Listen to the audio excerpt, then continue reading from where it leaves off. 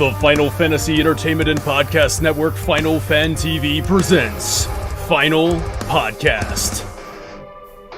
And now, your host, the Warrior of Hate. God, it makes me so hype every time. I love it. Alright, so what you just heard, and I don't know why we do it, man, but I just want to bring that hype, and it's Fuzz Pixels. That was Sid's theme, but it's post-hardcore. So if you haven't heard of Fuzz Pixels, please go check out Fuzz Pixels. Awesome. I love that music. And then that voice that you heard, that just deep Scottish accent, that was the author of the Greek myths that inspired Final Fantasy VII and the Norse myths that inspired Final Fantasy VII, M.J. Gallagher. Yeah! How's it going, everyone? Thank you so much for having me back on, Dan. I really appreciate the invite. Delighted to be here to talk all things Final Fantasy VII. Man, I'm happy to have you back on. I know this was super late, like last minute. I was like, yo, you want to be on the show? And I even did the same thing for Schrodinger's baby Seal right there. What's up, man? Hi, guys. How's everybody doing? Doing great, man. Glad to have you guys on. And now the reason why hey. yeah, what's up? Oh, no, I'm just, hey, man. Hey, what are you going to do? You know? Yeah. I'm not finished. It's always a good time having you guys on. Besides just always being a good time, I had to reach out to you guys because Dr. Robert Molt has contacted me. And he was like, listen, I have a lot of questions. Yes. I have a lot of questions regarding Final Fantasy VII Remake's mysteries that were, brought up in that game. And we're hoping that Rebirth answers them. Now I was like, well, I can do my best. But I mean, why do my best when I can bring on you guys? Just the lore masters, I should say. But Dr. Robert Molt, how you doing, man? I am thrilled beyond measure because this is the first time I've ever been able to speak directly with the legendary Mo Gallagher, and I'm going to take an advantage of that to show him something, and I'm going to get him as beat red as I possibly can. Long before you were publishing books, and I was able to get physical copies with like nice covers and whatnot, at the time Fiancé knew that I loved reading stuff on fanfic. I think it was fanfic.org. Where there was no way to get your books. You could just print out pieces of paper. And my wife, for Christmas, her first gift to me, was to take all of your writings in this somewhat crappily bound book.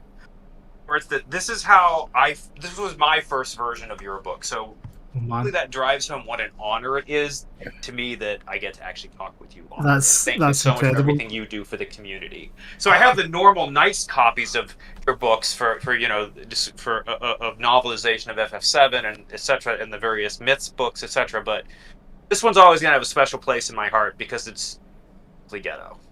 Wow, I'm absolutely blown away by that. I'm so touched. Thank you. That's you've probably got an older version of my work than I do, which is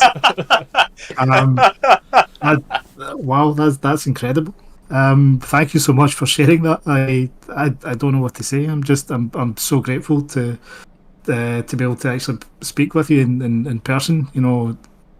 For anyone that follows my work, I'm just, as I keep saying, I'm just grateful that people are interested in it. So to have something like that is, for me, is pretty mind blowing. So I'm really touched, and please pass on my thanks to her as well. I mean, between you and your literary focus, as well as Schrodinger Baby Seal's general intellectual focus on this stuff, you guys elevate mere FF fandom into something more timeless. And so I'm honored to be with both of you. And it's that elevation of this to being truly refined art that makes you think and relate this to the finer things in life. You guys do so much to the FF community. Thank you. Well, thank you. I appreciate that. Appreciate it. Absolutely. And that's yeah. what this is all about, man. I love it. That's what I love about doing this Final Fan TV stuff. I love bringing in, bringing people together like this, like fans on the show with you guys who make the content that we all love too. So this is great. Yeah. Yeah. So basically, today is all about the remake mysteries. Now, this is the rare occurrence where I'm not going to be doing much of the hosting here, whereas Dr. Robert Moat is the one with all the questions, and we're going to kind of field those questions. So go ahead, whenever you're ready, take it away, man. So the impetus for this is I tried to go, I had a specific replay of Remake, tried to say, what is every unresolved mystery per chapter that requires some additional interpretation? Maybe a lot, maybe a little, etc. That it's an unsolved mystery that we have to now divine what is the answer to that in the next part. Some of these things are maybe like are very direct, will this or won't this happen, speculative, but a lot of these are meant to be a bit more, here's this direct quote, what did this mean, what are the context clues here, etc.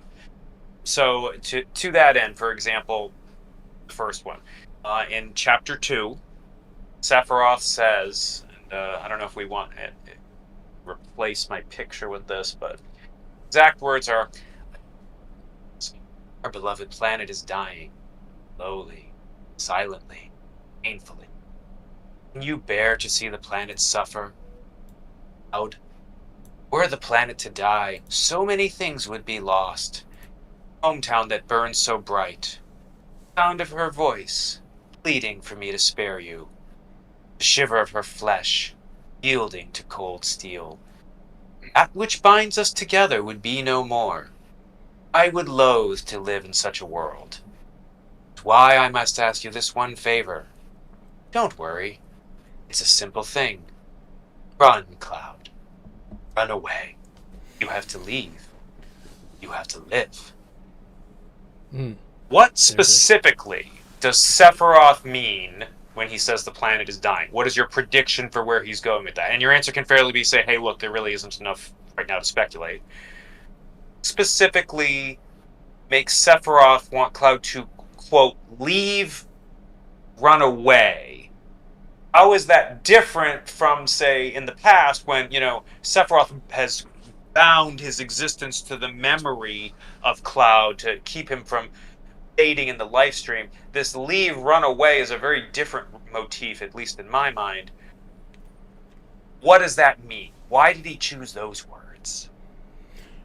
If you'd like, I can follow this up with a quote from the Ultimania, if you'd like, so that way we can kind of ground it with some reference, and then you guys can kind of take it away. So this is from the Ultimania, translated by Turquoise Hammer on Twitter or X. This is answered by Toriyama-san. The question was, the Sephiroth who appears in this scene and the Sephiroth who appears at the edge of creation in chapter 18 seem to share a similar goal of ensuring the planet does not perish. Are the two related? The answer from Toriyama-san. The Sephiroths The Sephiroths who appear at various points throughout the game come in a number of forms, whether they are hallucinations by Cloud, or hallucinations only Cloud sees, apparitions conjured by Sephiroth, figures fashioned by the mimicry of the black-cloaked men, or Sephiroth himself. Figures fashioned... because of all of those beings are under the direction of Sephiroth's transcendent will and consciousness, they come to speak with the same purpose and play with Cloud's emotions in the same toying manner. And then another question was, the follow-up question, Sephiroth's line, quote, "It's one of our precious memories together," or that was the Japanese translation of it, is reminiscent of Cloud's line from Final Fantasy VII Advent Children, "Stay in my memories." What was the intention behind having him say this? The answer, Sephiroth has already died physically once before, yet he considers this incident when Cloud took his life to be one of their defining memories together.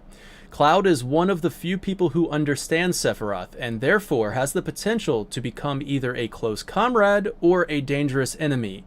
I wanted to establish a strong connection between the two and chose the word memory with that goal in mind. So those are the questions and answers on that specific moment that you were talking about in there. Now your question was basically, what does he mean specifically when the planet is dying? Why is he telling Cloud this? Where is he trying to tell Cloud to run away from? Is that figuratively, or maybe it's metaphorically or whatever? But and yeah, so go ahead, take it away. Let's start with Schrodinger's baby seal.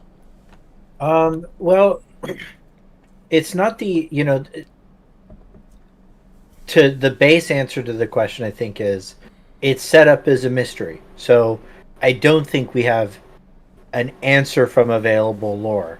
There is stuff though that does further the mystery. Like on the Materia Ultimania Plus, there's like a red letter sort of commentary on the script, and at the Midgar Expressway at the end there, when there's that dialogue between Aerith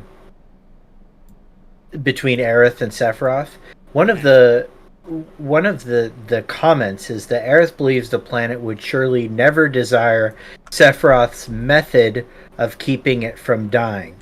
Mm-hmm. A method that involves sacrificing the people on it.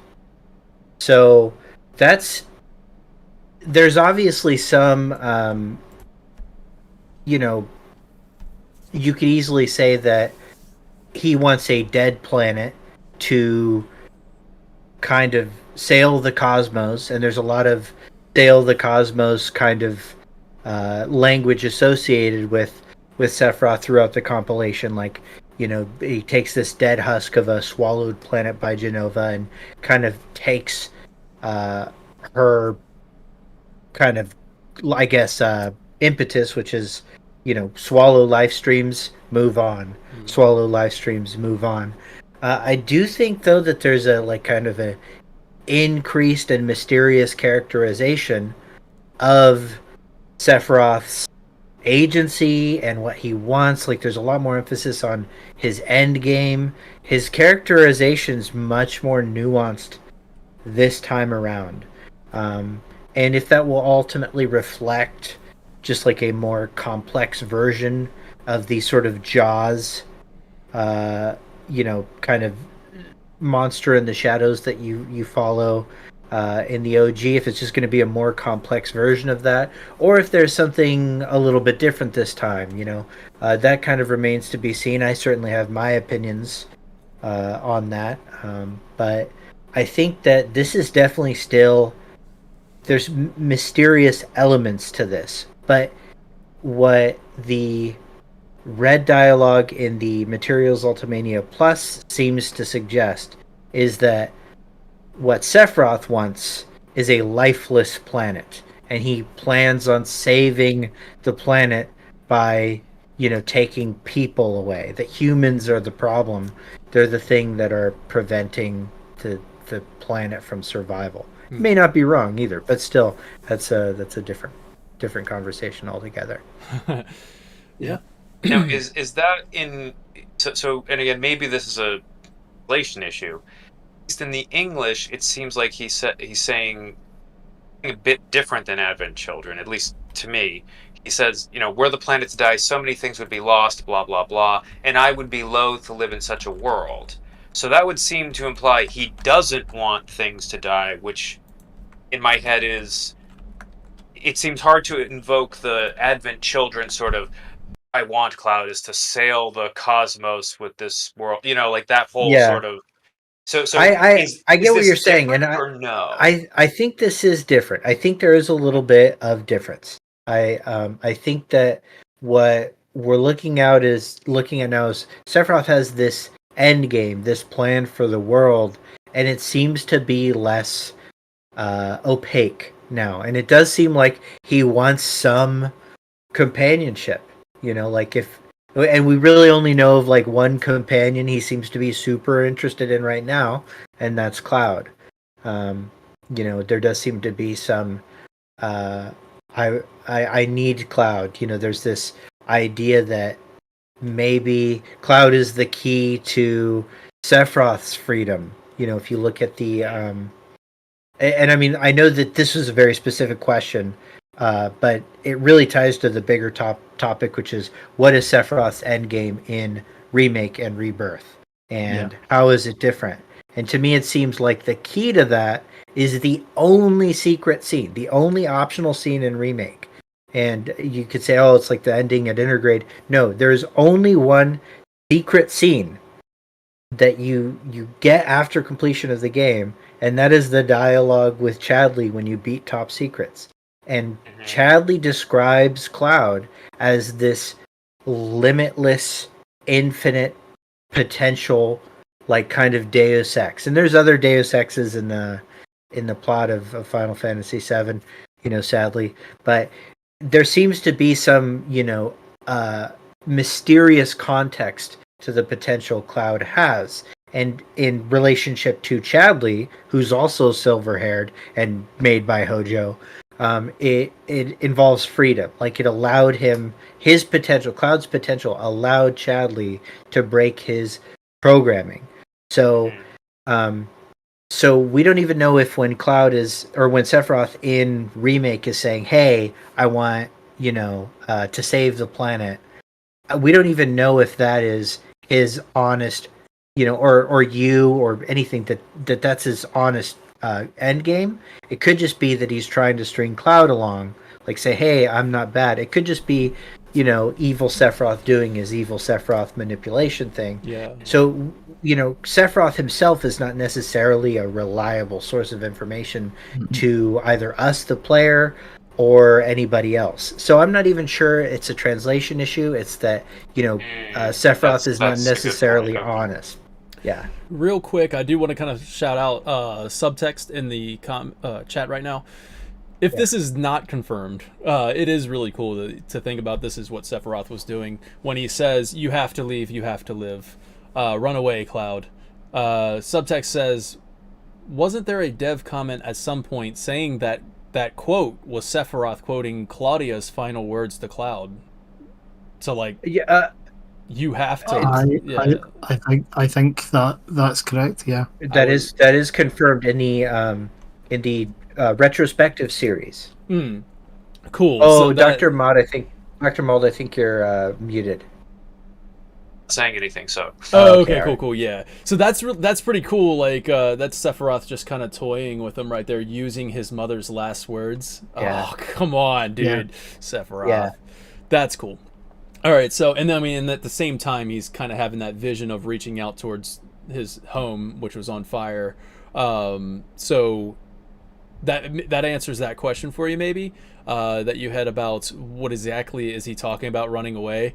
I also just think it's, him reminding Cloud that he's nothing, like, just run away. That's what you do, type thing.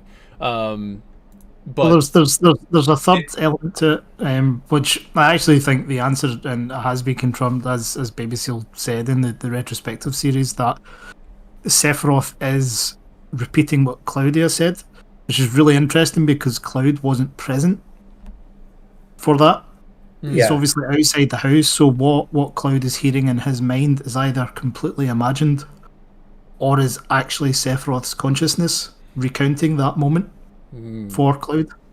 The third potential option is that the runaway Cloud element is that Sephiroth, over the course of Remake and likely into Rebirth as well, is very clearly trying to detach Cloud from the relationships that he's built up with other people. So, encouraging Cloud to run away is part of that. Is basically trying to disintegrate the relationships because that makes Cloud far more vulnerable. In terms of I agree with pretty much everything that Baby Seal has said.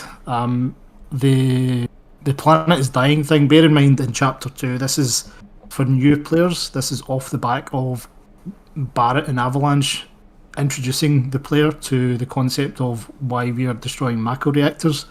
So it reinforces that from a narrative perspective. It's also not different to what the original game was, that, yeah, the planet was actually dying, and we got that from Bugenhagen. Later on in the game, when we get to the 7 seconds from the end, or the edge of creation, there is also that scene where, yeah, actually the planet is 7 seconds from dying. So I think it establishes this idea. It's not necessarily that that Sephiroth is lying, or that it's following the same story arc in terms of how the planet is dying. But when Sephiroth's talking about he wishes to save the planet, the understanding what the planet is, there's actually a few different potential interpretations. You could talk about the physical planet, in which case he doesn't want, he by that he doesn't want it just to become an empty husk. He could talk about the essence of the planet, i.e. the life stream. So he might want to save the life stream for himself, which is actually what he's trying to do in the original game. He's trying to get his smash meteor into the planet so that he can collect the life stream into himself. Or he could actually be talking about the consciousness of the planet, which I suppose is actually the same thing as the live stream, where he's looking to become the consciousness of the planet, or so on and so forth. So that when we talk about saving the planet, it's not strictly. I can see that I was very literal, and perhaps I shouldn't have been so literal in interpreting it. That's an excellent point. One of the other points to raise as well is with when he says that, if the planet dies, so will everything within it.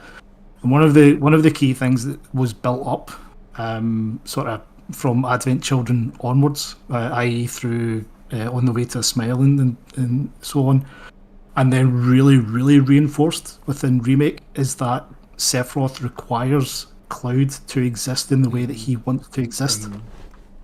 But if the planet dies and everything with it, Cloud also will die. And Sephiroth cannot have that. In order for Sephiroth to exist as he wants, Cloud must live, and therefore the planet must live in order for him to get what he wants. So there are layers and layers and layers of how this can be interpreted.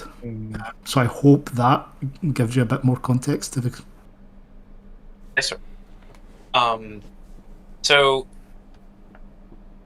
this is potentially coupled. Actually, before I go into the next question, is there anything else people want to say on this particular point? This next question is potentially coupled, maybe not. So, for the sake of conversation, I'm going to use the nomenclature that Aerith is the girl from the original game, that consciousness and that knowledge, and Aerith is the literal being, whatever the heck it is that we're looking at in Remake. I'm going to sidestep multiverse, timeline, whatever the heck the right word is, etc.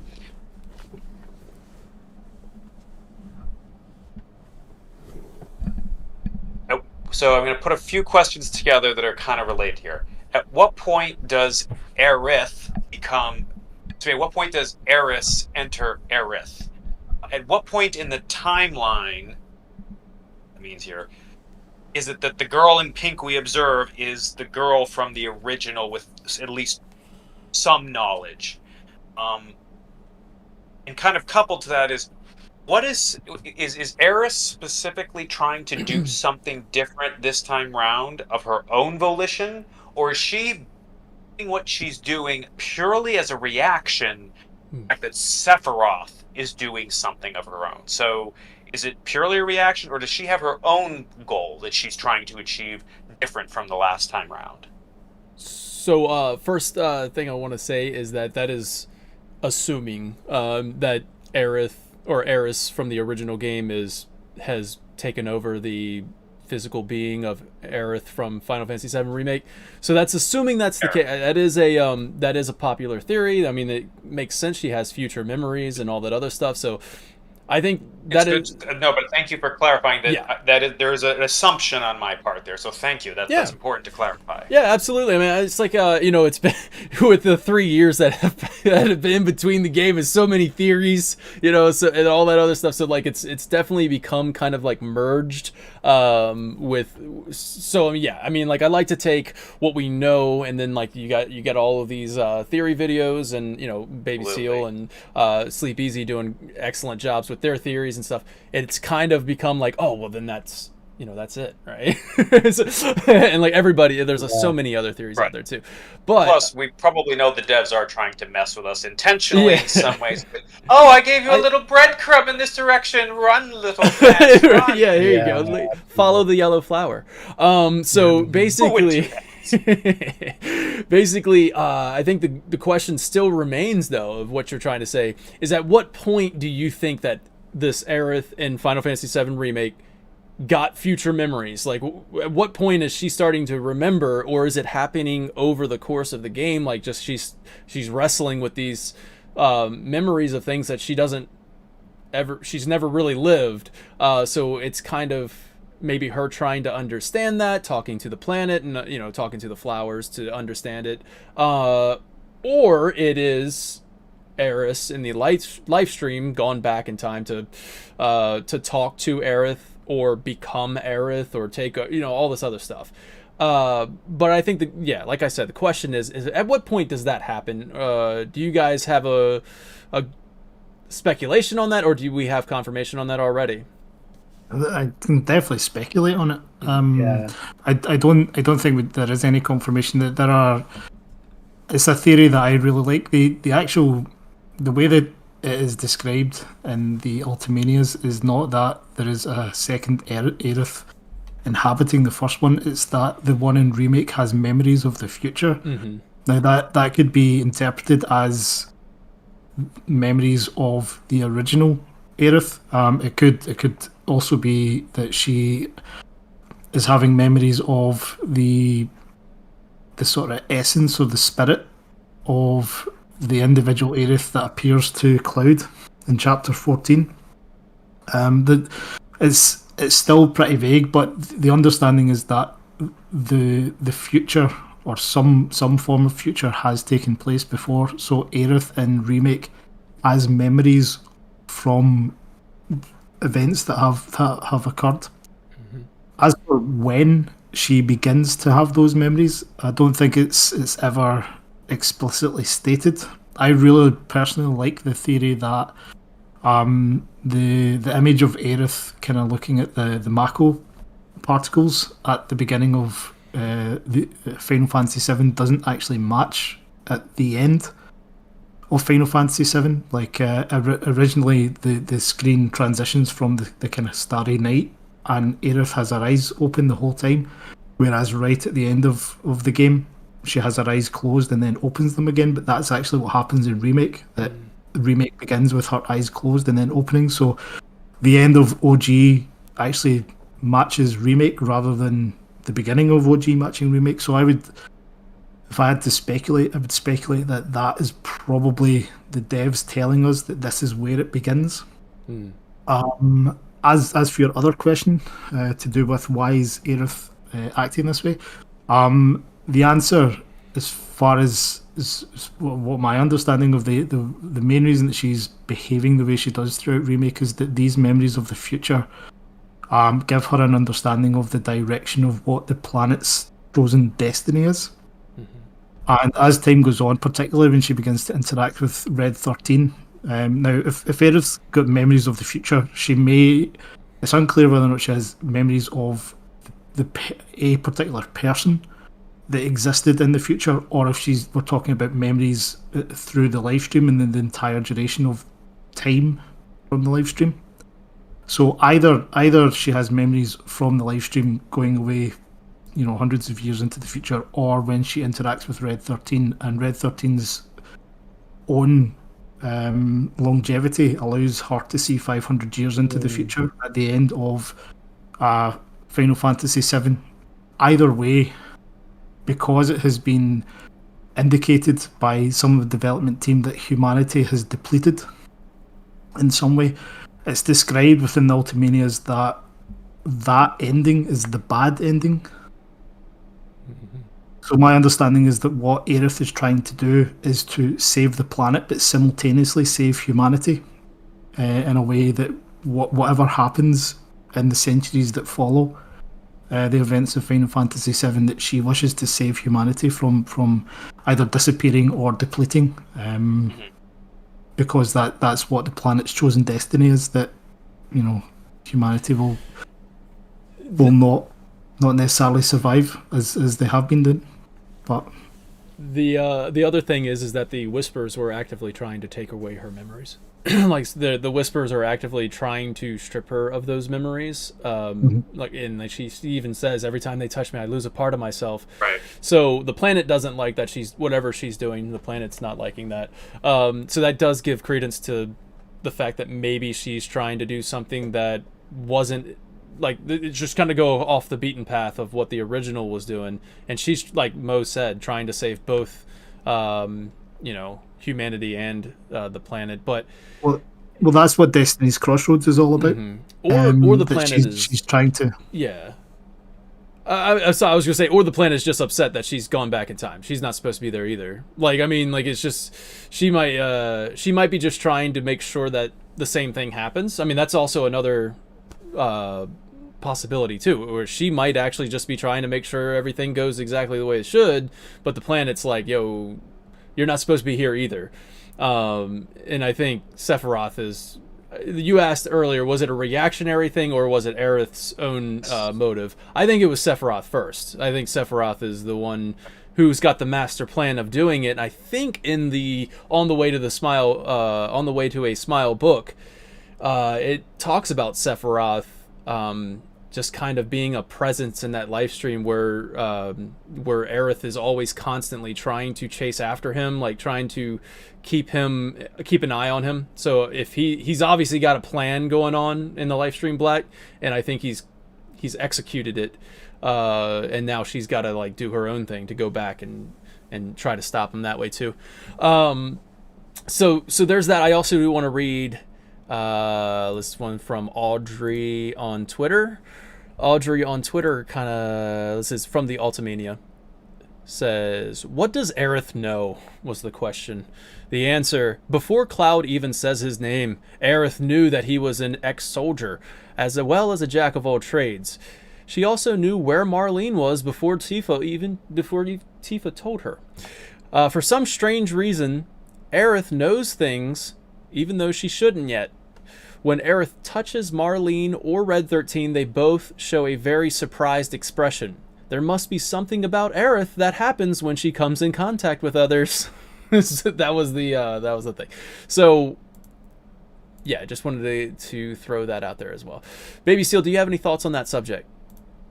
Yeah, a lot, but he's like, but you can tune in to SEAL Team 7 for all that. no, not at all. I think the there again, this is meant to be a mystery, right? Yeah. So you look in remakes Ultimatum, this is one of the mysteries that, like, hey, notice that this is weird. Notice that it's weird that Aerith knows stuff that she's not supposed to know. Like, that wasn't your imagination. Here are things. Here is a list of things Aerith was not supposed to know. Mm-hmm. Pay attention. Officially signed, the devs. Right. So there isn't an answer. The way that I think things were presented is that Aerith has access to future knowledge, and that she is reacting to adjustments from Sephiroth. Why I think Sephiroth is the prime actor in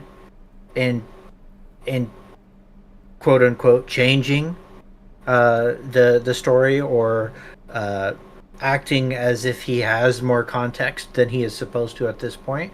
Like, even the key art for Rebirth, where Nomura describes what the purpose of the key art is, he describes Sephiroth as having torn the destinies apart of these characters, and then there's two versions of the key art. One with Cloud, with Cloud and Zack on two sides of the river of the stream, and then one with Tifa and Aerith, and that's been torn apart. That destiny's been torn apart by Sephiroth. So Sephiroth seems to be the prime actor, and Aerith seems to be reacting. Now, I do not get the sense from Aerith that she's got all of the context. She seems to be instinctively reacting with portions of the context.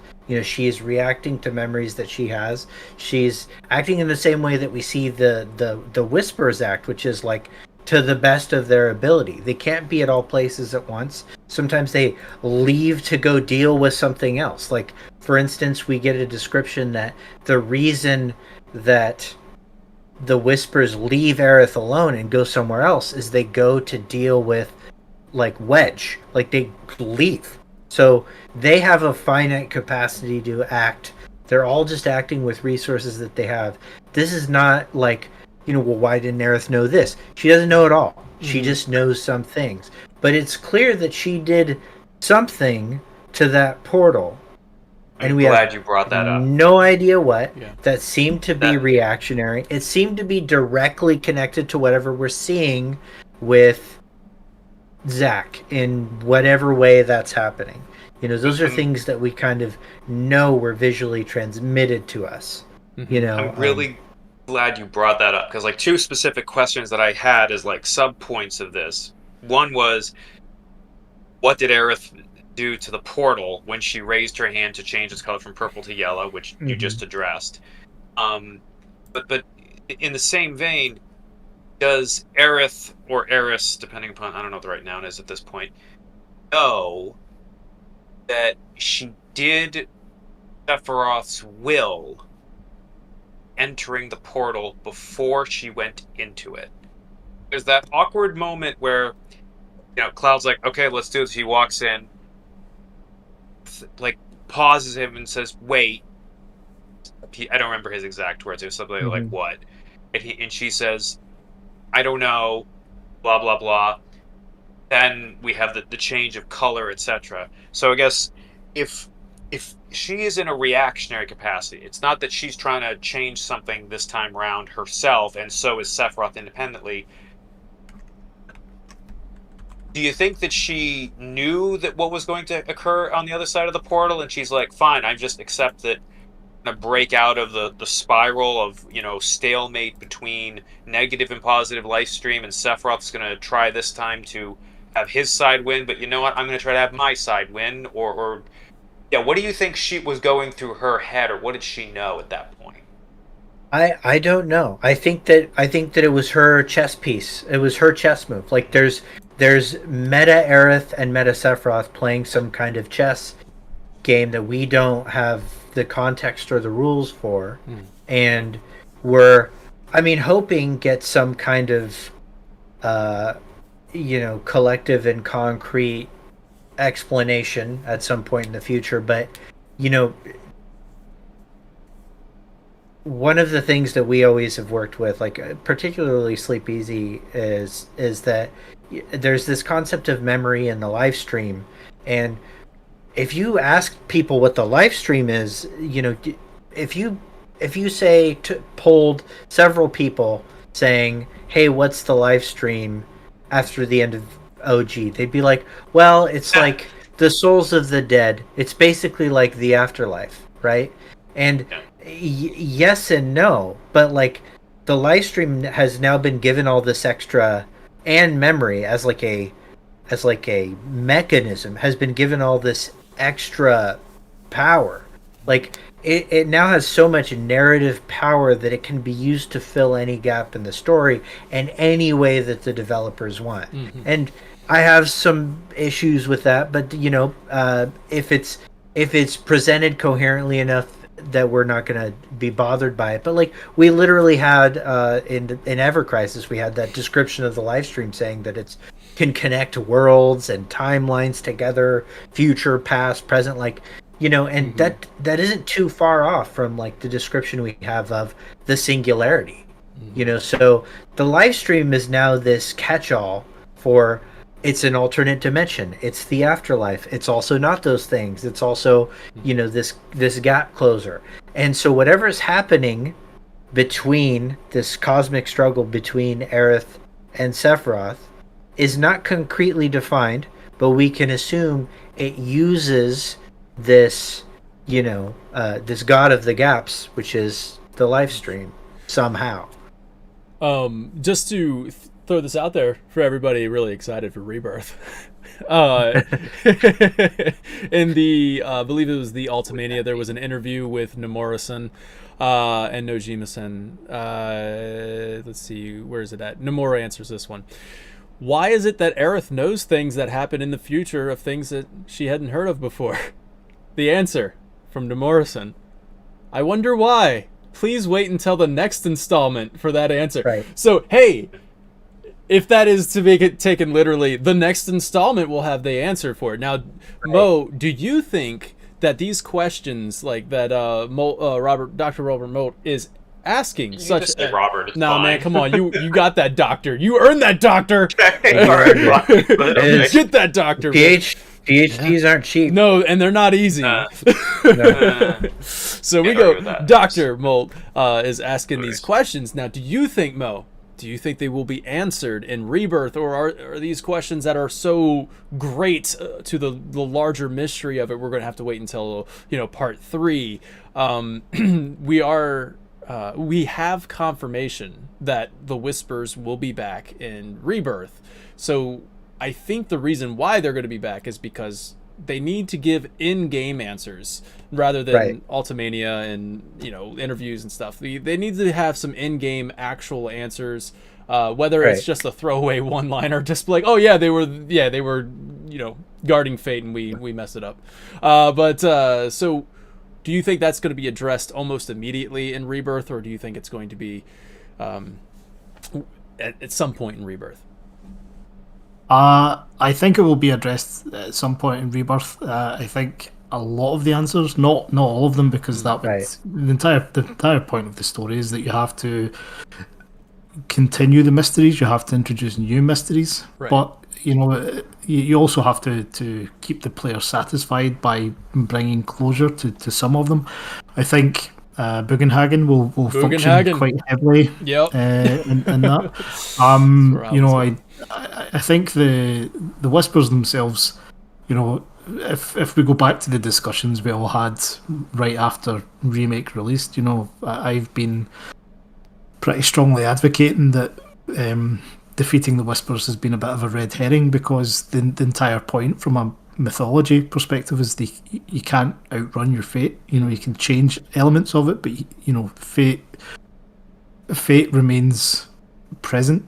So I don't think the Whispers themselves are or in some capacity totally gone, but I think Bugenhagen will explain it, and I think part of the reason for that is that the Whispers are likened to the cries of the planet, which we hear the cries of the planet, and Bugenhagen directly references them when we visit Cosmo Canyon in the old game. So it makes sense that some explanation is going to come there.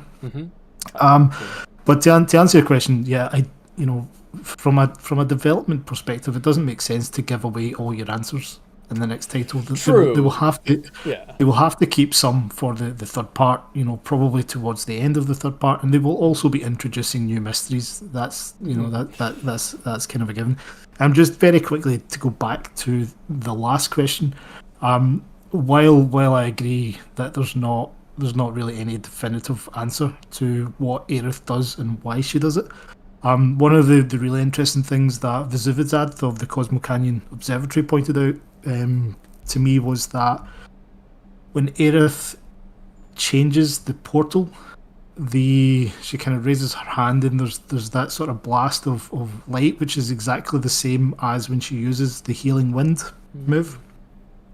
So I felt that's really interesting. There seems to be a sort of... Are you saying she's healing Sephiroth? No, just kidding. Fingers crossed. And the other thing to kind of keep in mind as well is that the entire point of Remake is that by the time you get to entering the portal, is that you can't go back. When you asked about does she know about what's on the other side? Does she know about what's going to happen? I don't think so. But I think what is established at that point is that the events of the old game no longer can take place. You can't go back to that. So no matter how you go forward, and no matter what the crossroads happens to be, the outcome is not going to be the same as the old game. Sephiroth has come back and he's messed around too much for that to be the case. But one of the things that, while they know that they can't allow Sephiroth to win, I think Aerith makes it reasonably explicit that the planet's chosen destiny also can't be allowed to continue, because that's what they are trying to work against. You know, this sort of this bad ending, as it were.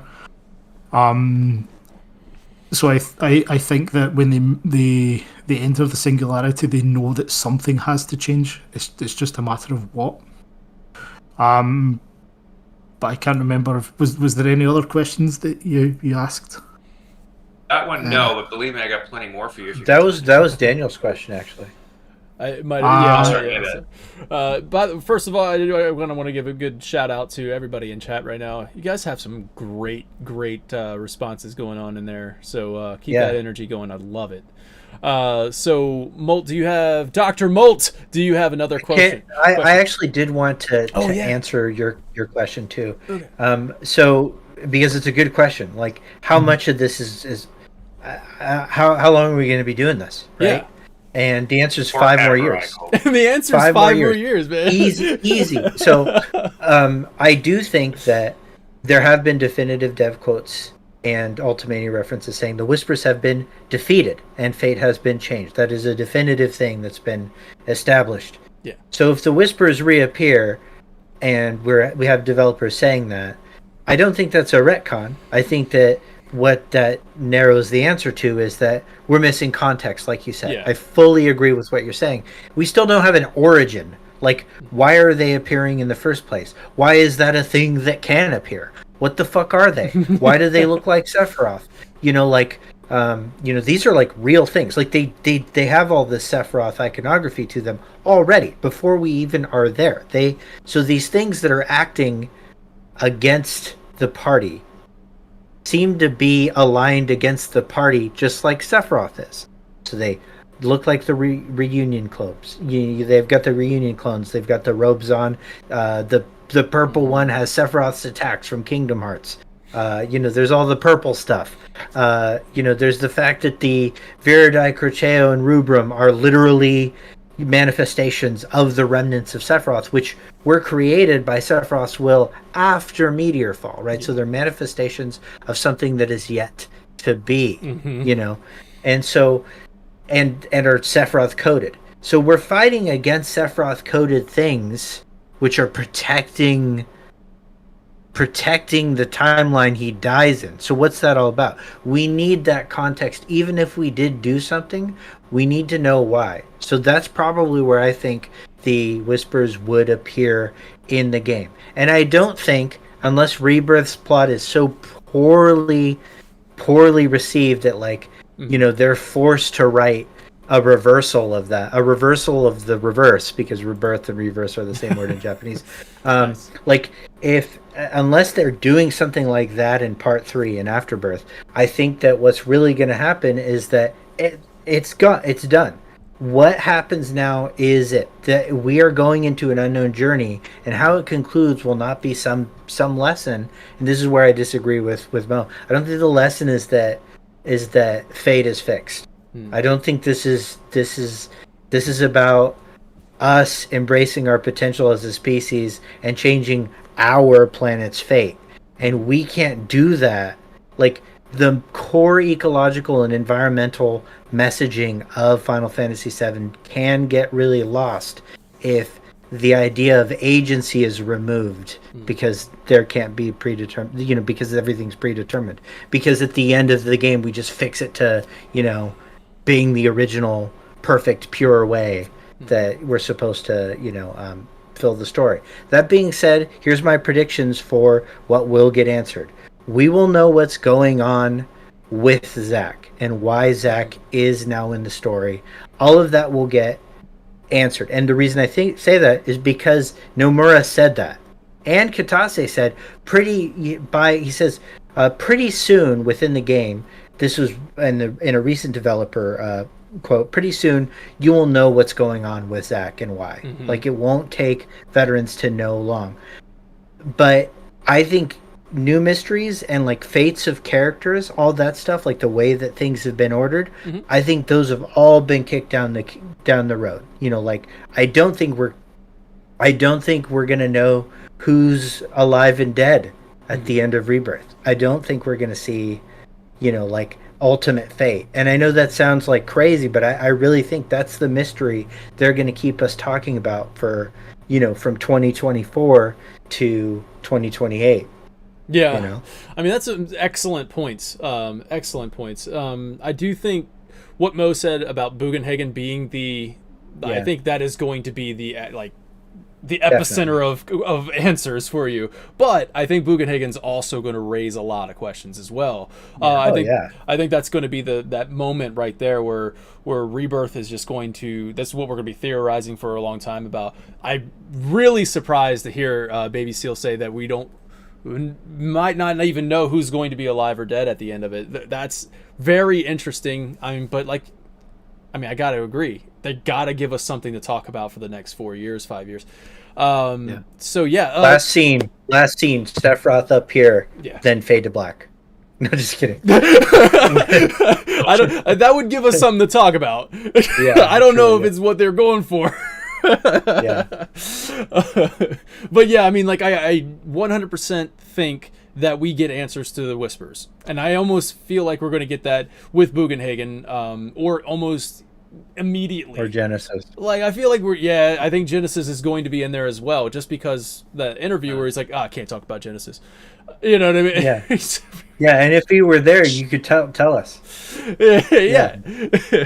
And I mean, we got the hooded guy from the trailer as well, who looks like Glenn. We got a lot of mysteries that are arising from just the trailers, and we're like, wait a second, we got more mysteries coming from Remake that we need to address, and I think they are going to address them.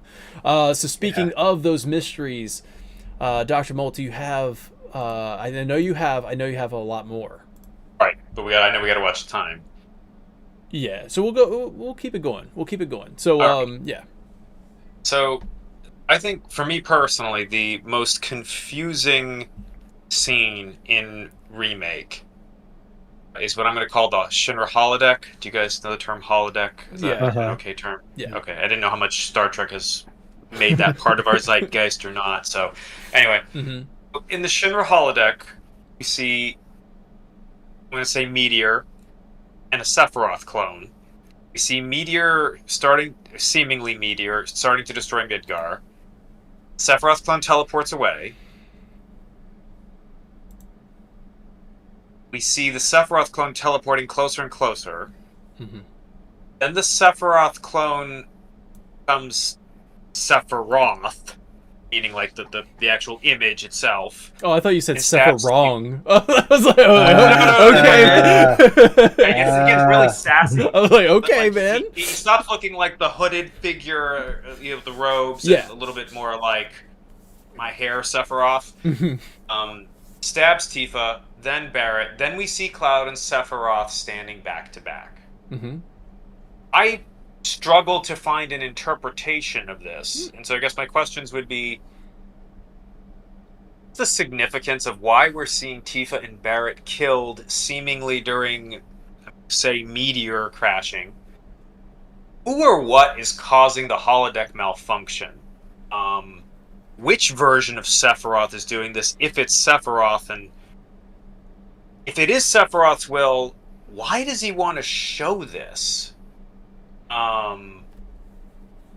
well as, I'm honestly not even 100% clear.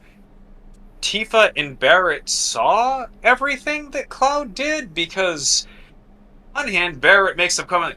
They should really make a comment thing that they shouldn't show this for kids or whatever, something like that, which implies he saw He saw at it, least right? something. Yeah, that was interesting. You'd think that, his response would be, "Oh my God, I was stabbed to death in that image by this silver-haired guy." You'd think the response would be something a little more so. Did they see who caused this and what is the greater artistic merit? Is this related to 7 seconds till the end? That's a really good one too, because that one's more. I feel like that's up to interpretation. That's up to. I think there's a lot of visual messaging going on there that I would probably want to watch like frame by frame to kind of get a better idea of it. Sure. But yeah, so what do you guys think on this one? While I give it some thought. Let's let Mo go. Okay. To be honest, I would agree. I've had quite a bit of trouble interpreting this as well. I think some of the problems are exactly that Barrett does seem to react to the meteor element of it, and that there's this sort of degree of catastrophe going on. One of the interesting things for me is that Tifa does not react to Sephiroth. Which you would, although having said that, I think he appears behind Tifa, so she may actually not have seen that it was Sephiroth. But yeah, the reaction to what has been seen is a bit odd. Which I think it's deliberately confusing. But the context of this is that the holodeck. Everything changing occurs at the same time as Palmer seeing Sephiroth walking in the corridor. So what we're perhaps, I do agree that it seems to be the manipulation of Sephiroth, either or with or without Genova's influence here. Which Sephiroth are you saying here? Like the... Well, it's not the Sephiroth that... I suppose it could be the Sephiroth that's in Cloud's mind. There is a presence of Sephiroth who is changing the cloaked men into his Sephiroth's physical appearance, because Palmer does actually see Sephiroth, independent of anyone else. Okay, and Genova at this point is still in her chamber, so it does actually seem that there is at least one form of Sephiroth that's influencing that. I personally really like the theory that Baby Seal can correct me on this. I think it was Sleep Easy that put this forward, that you have to assume that the holodeck is running on Mako energy, and Mako energy is, of course, Livestream produced by the livestream. Memory. Therefore, if Sephiroth is working through memory or working through the livestream, he could thereby, in theory, then start to influence electrical things. But in all honesty, I also find this quite confusing. I think it's a narrative plot where they've perhaps taken a few liberties without having to explain everything. But I'm open to being told that there is very specific things going on that I've perhaps not really considered. So quickly, do want to say that this is coming from Audrey on Twitter, translating a interview for Final Fantasy VII First Soldier. You guys remember that one? That was a good one. Man, it could have been so great, guys. I miss it. Instead, we have Ever Crisis. Didn't we trade up? So Nomura says, when addressing the question about maps and why is there a Midgar with areas that shouldn't be in Midgar from like 30 years ago or something. I'm sure you're also wondering why maps from the present Final Fantasy VII Remake are in the past, where First Soldier takes place. In Final Fantasy VII Remake, there is a VR simulation room, right? It has a system that can create areas without people in it. That same system can generate images of Midgar that are taken from the future. The areas where you fight within Final Fantasy VII First Soldier takes place within this VR simulation. So, live stream. Yes, again, running on Live stream, Mako yeah. energy, running on that. Yeah. So if running on Mako energy, Sephiroth has his will within that, he can kind of manipulate these images that they're seeing, and I think that is a good enough explanation of this. It's definitely not concrete. It's definitely just speculation and everything. But I think if he's able to manipulate the imagery, it does look like, I'm watching the video right now, it does look like Barrett and Tifa react instantly when the thing starts glitching out. They both kind of like start looking around. Oh, look at that! I made it. Right. I made my room go that way. Oh, so Wait. Does this mean Yeah, maybe it's, you're in the holodeck right now? see, watch, ready?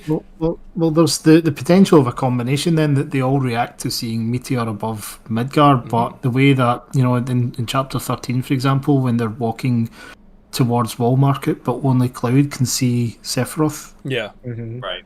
Perhaps there's a combination of they all see Midgard, but only Cloud sees the cloaked man and sees Sephiroth, because Sephiroth's in projecting that way. So I definitely think that because of, as I said, exactly what happens with Palmer in the corridor immediately afterwards, I think the suggestion there is Sephiroth has caused this, but the specific means of how he's caused this, I'm not too sure about. Yeah, I also want to kind of throw out there that I don't think Tifa and Barrett saw what Cloud was seeing in the projection. I don't think so. I mean, I know they react to it and everything's. I think it just started glitching out for them. This is obviously Cloud, kind of going through this. I think, like you said, they would have had a weirder reaction, and plus they would have had to actually act. They would have had to fall down to the ground, like, somehow, or Tifa would have had to, it just seems... But if... Yeah. I'm with you, but if that's the case... What do they see? Well, if the argument is that Sephiroth is good enough at computer programming to change the holodeck, so to speak, how is it that, like, what is seeing A, they're all supposed to be seeing the same thing, but... I mean, I guess, in my mind, there's two explanations. Either A, the Cloud is seeing it, B, and it's in his head in some sense, or B, this is what the holodeck is showing, and if this is what the holodeck is showing, they should all see the same thing, because there's only one reality there. And, well, Cloud also... He also has a little psychic interference there, is what they've been referring to it. Yeah. I mean, he does have, like, his headache thing going on, and then he starts to see Sephiroth.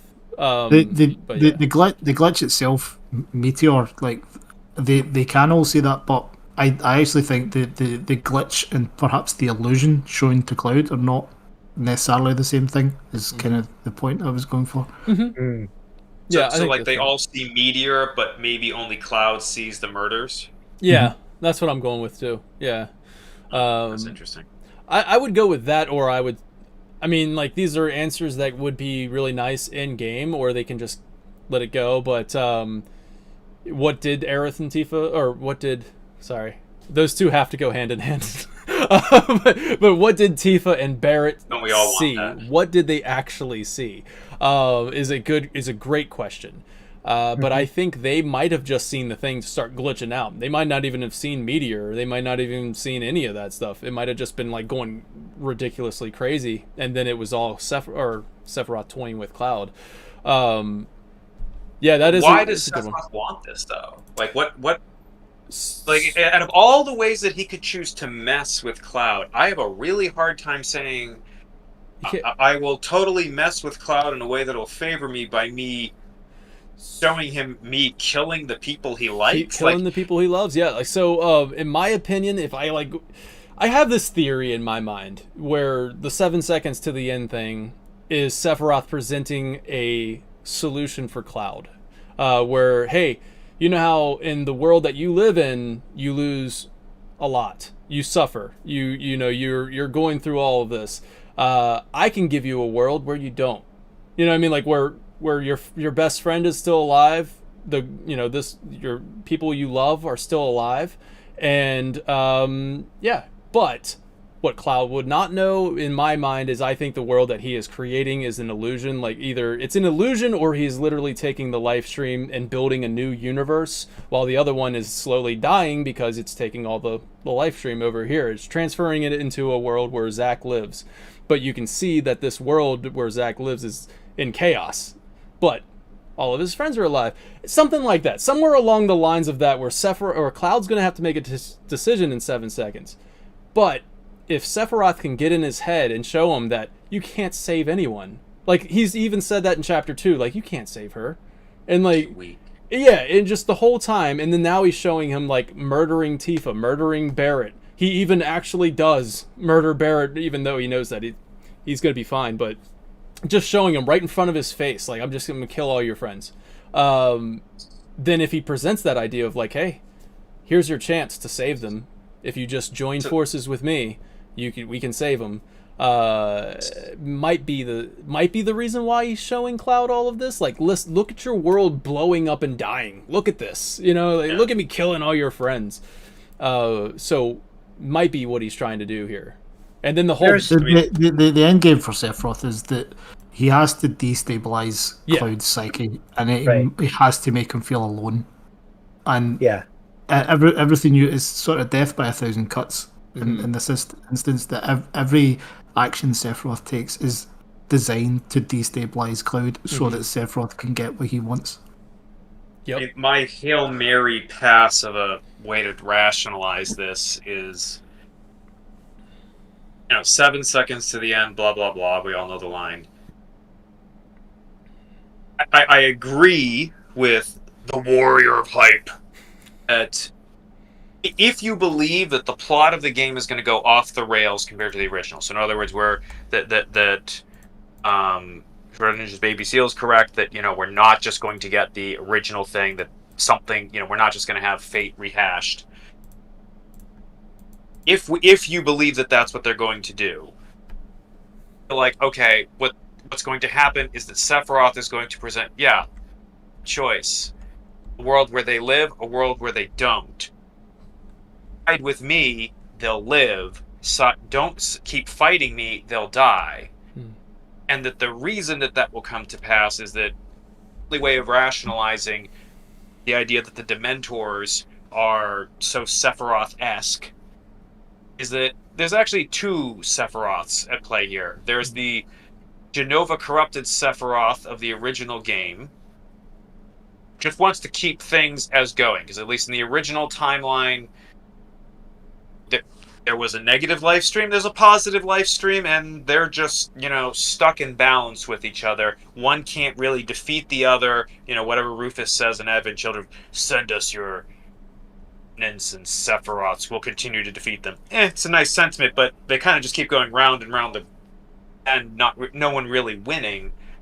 Wondering if Chapter 18 Sephiroth, I don't know what we're calling him. Quick interjection here, I'm sorry. Ryan Harrison from chat does say that she says later on, that huge meteor, what was that all about? Yeah, so she does see the meteor, Yeah, okay. So I just wanted to clarify that. Good point. Yeah. And there is, I do also want to say that there is precedent for Jenova being able to influence machinery. In Crisis Core, Genesis was able to take over machines as well.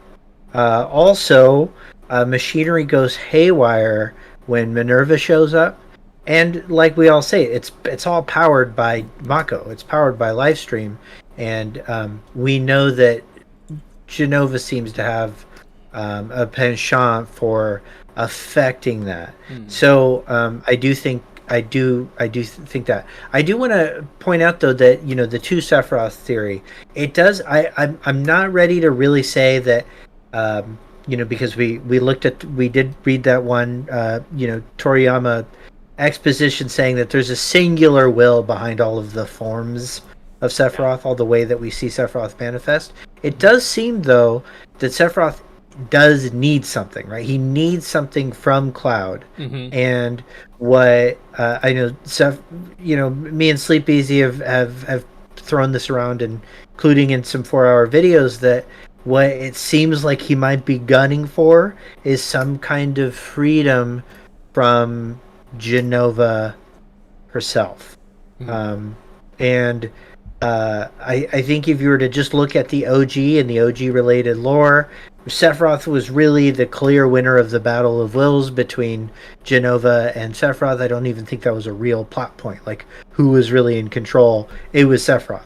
But it does seem that as the compilation has gone along, and there's been more nuance added to the relationship, that there might be a little bit of agency left in Jenova, or that's something that they're adding. And that perhaps what Sephiroth wants is some kind of either domination or freedom. Nothing to me is screaming redemption, but I know that is a popular theory online. I'm just hoping that's follow the yellow flowers. Only insane people would think about that. That they're going to. If you don't know, that's a rabbit hole I went down for a long time, and I still think it's an awesome rabbit hole. Hey, we did a whole podcast on that. Yeah, the yellow flowers. Oh, and you obliged my insanity. That's right. I looked at some yellow flowers for a very long time. I would tell you what, man. By the way, that means reunion. The yellow flowers symbolize reunion. Did lovers used to give these when they were reunion? Sorry, I had to. Just...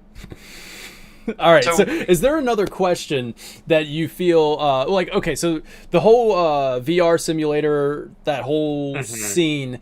I don't know if that's going to be specifically addressed in Rebirth. I don't think they're going to like say, "Oh, hey, remember that thing that we saw back in Agreed. That time?" I don't think they're. Agreed. I think they'll just kind of let you put that together. But so, is there another question that you think Rebirth should answer here? I would say that one thing that kind of haunts me a bit is this issue of Cloud's internal monologue. And arguably, you could say that this is somewhat unresolved in the OG. Like, at the beginning of Chapter 8, you see... he has this little back then you could get by with scraped knees, that whole little speech, etc. And there's a dialogue between him and something, and then suddenly he's chatting with Sephiroth. Yeah, this was when he fell through the roof of Aerith. Right. Yeah. So two things. One, to me, it's not 100% clear. Original. Who is the other voice? I feel like that's that. I'll pose. I think that you could make arguments more than one way. Mm-hmm. This game, who is his interlocutor? There are Dementors surrounding him, and that's something that's not at least that's. So, Dementors can go in your head is my next question. But like my point of this being, who is the internal monologue other person? Time Round, the original, and why this relates to Rebirth is the issue of the Zack reveal. And does Zack have anything to do with this? Is this going to be? I'll shut up. I present the question. Sure, yeah. Baby Seal, do you want to take this one, or will I take it? You can take it. So the actual answer to the question is that the internal monologue is Cloud's real self. It always has been. It was confirmed in the Ultimania Omega.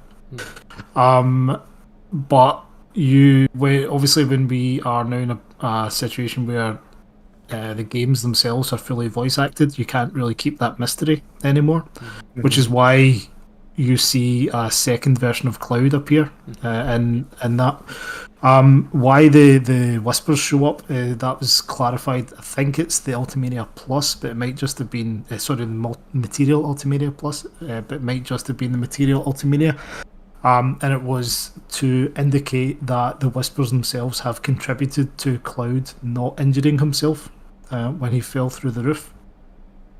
But obviously, because the scene kind of takes place in Cloud's mind,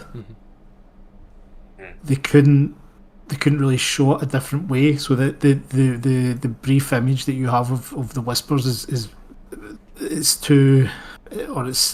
designed to create mystery, but B, actually to inform the player that the whispers have contributed to him surviving, basically. As for why Sephiroth shows up, is part of the sort of remake mystery of Sephiroth is now far more present, kind of thing, and he's starting to kind of mess around with things. But yeah, so the mystery in the original game of who's the voice was actually clarified to be Cloud's real self. Yeah, so from the Ultimania, the Whispers are seen drifting around the unconscious Cloud, trying to protect Cloud after he falls from Mako Reactor 5. So that's the reason why they're there. They're protecting him after he falls. So those Dementors are like literal things. I love how you keep calling them Dementors. I mean, I know. I'm sorry. Just when I first played this, when this came out, I was like, "Oh my god! All I can do is feel the Harry Potter." I'm not gonna. Just in the same way, like I'm not gonna call it a VR simulator. I'm gonna call it a holodeck. It's a holodeck. Yeah, sure. Yeah. May the force be with you. So we should. Those are not like the conversation that's occurring, but back then you could get by with scraped knees. That's mental. We're also just concurrently seeing something physical, meaning. Yeah, it's slightly.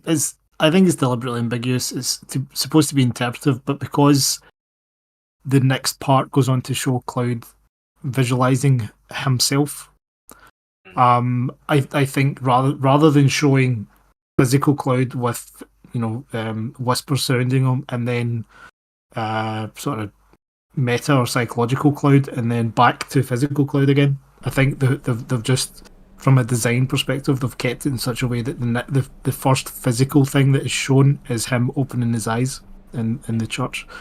And I when they actually talk about back then and scraped knees, he's actually specifically referring to falling down the mountain with Tifa as well. Nice, that's cool. That's a good one. Yeah. So your question was, what was this exact question again? Well, if the answer had been that this is not the same answer as OG,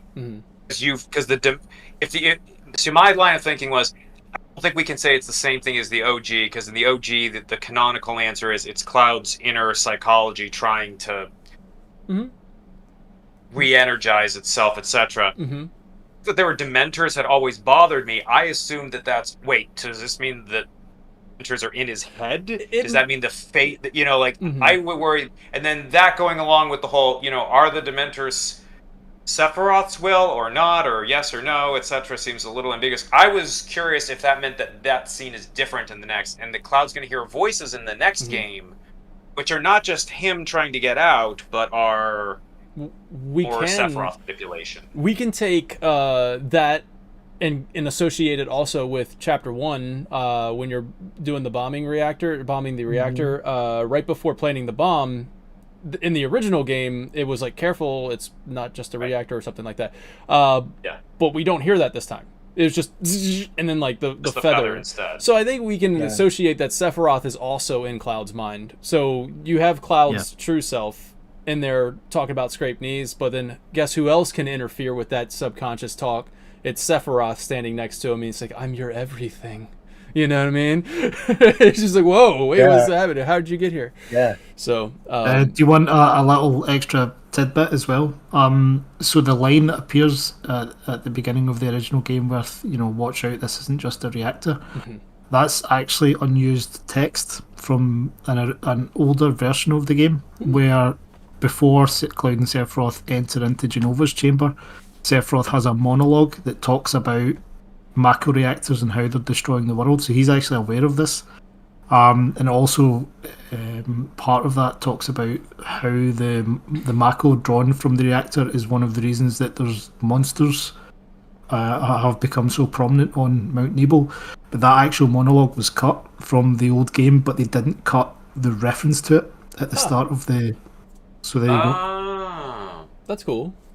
So, like, is it commented out code or something that you can see, like, that's what the dialogue was referring to? Yeah, I think it appears in the Ultimania Omega, but it definitely appears in Shade MP's series of unused text, and nice. he's definitely included it. Yeah, it's an interesting monologue. Yeah. Odysseus has actually been putting a lot of that into mod. Mm-hmm. Yep. Mhm. That's awesome. Awesome tidbits there. All right, so do you want to move on to another question there, Rob? Sure, if that's what time allows. So, okay, so I feel like we have an answer but a not answer in something, which is, the simple question is, why can Rufus see the Whispers, Arbiters, Dementors, whatever we're going to call them?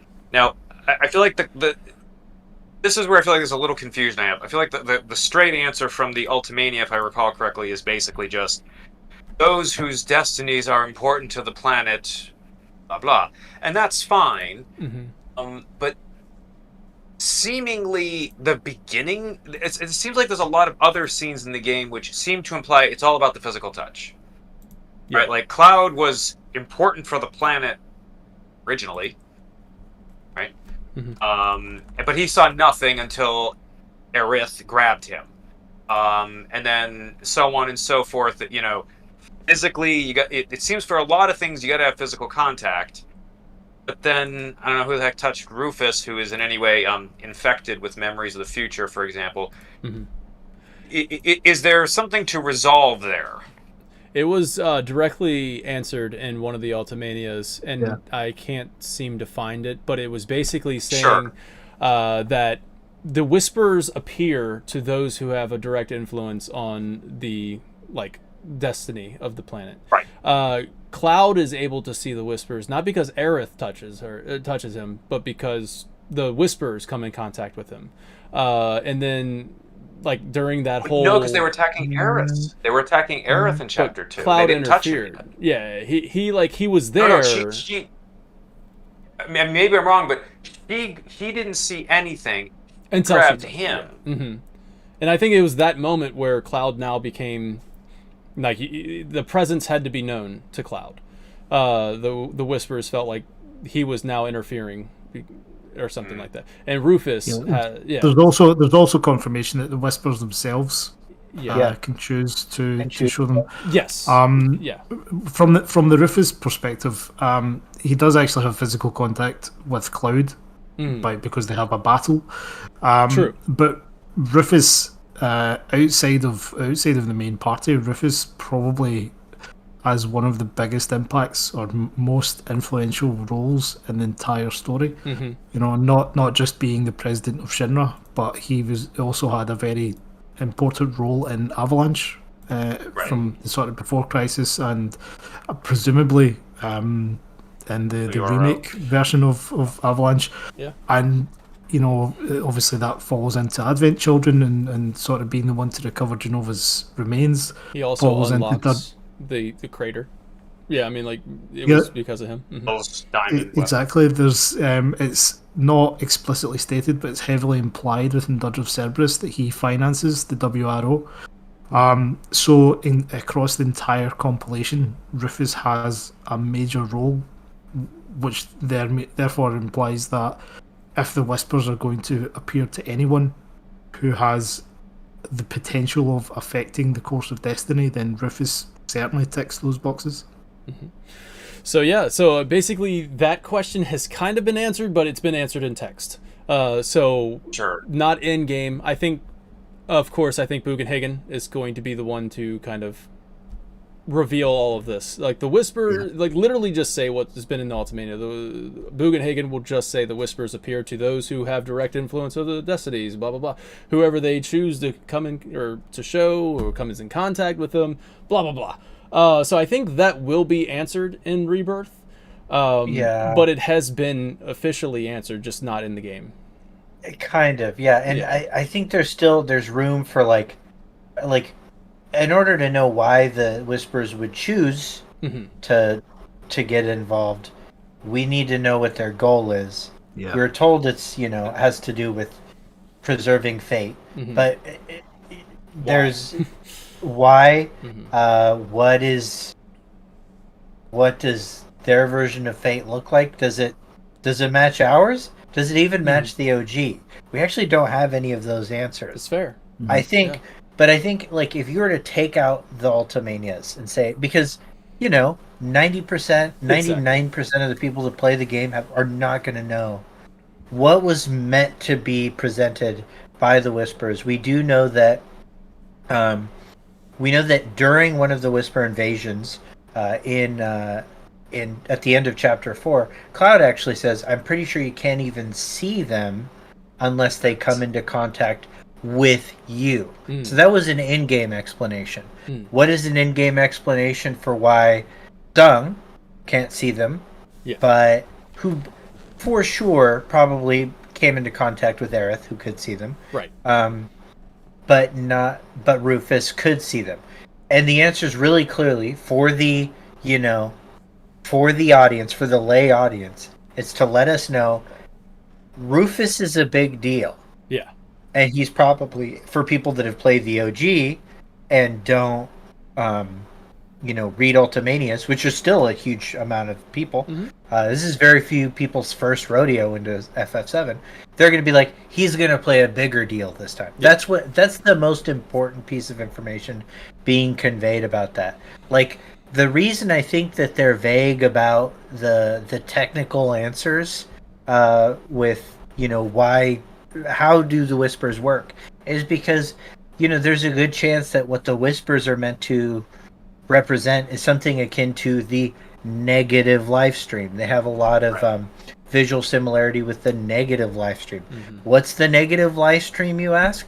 Well, you would have to watch the Advent Children commentary video to understand that it's the stuff that Sephiroth uses in Advent Children and then has ties with Dirge of Cerberus stuff. But again, because it's the antithesis of this other Deus Ex Machina, the live stream, which has vague, vacuous, and incredibly convenient plot elements that will, come into play whenever it's convenient. I'm sure that the negative live stream too could also do whatever the hell it wants, from a story perspective. Now, is it clear to you, gentlemen, what specifically the Dementors were trying to do around the Shinra building? Like, presumably they're trying to keep someone in or out. I can't name for you exactly who that is, what that is. Presumably, you're talking about when they start to swirl around the building. Yeah. And then I don't know why they're surrounding the building, and I assume that the answer to that is that in some way has something to do with Rebirth. I don't know, Dr. Molt, because it looks super badass. Like, I think that's more the answer. Touche, sir. Touche.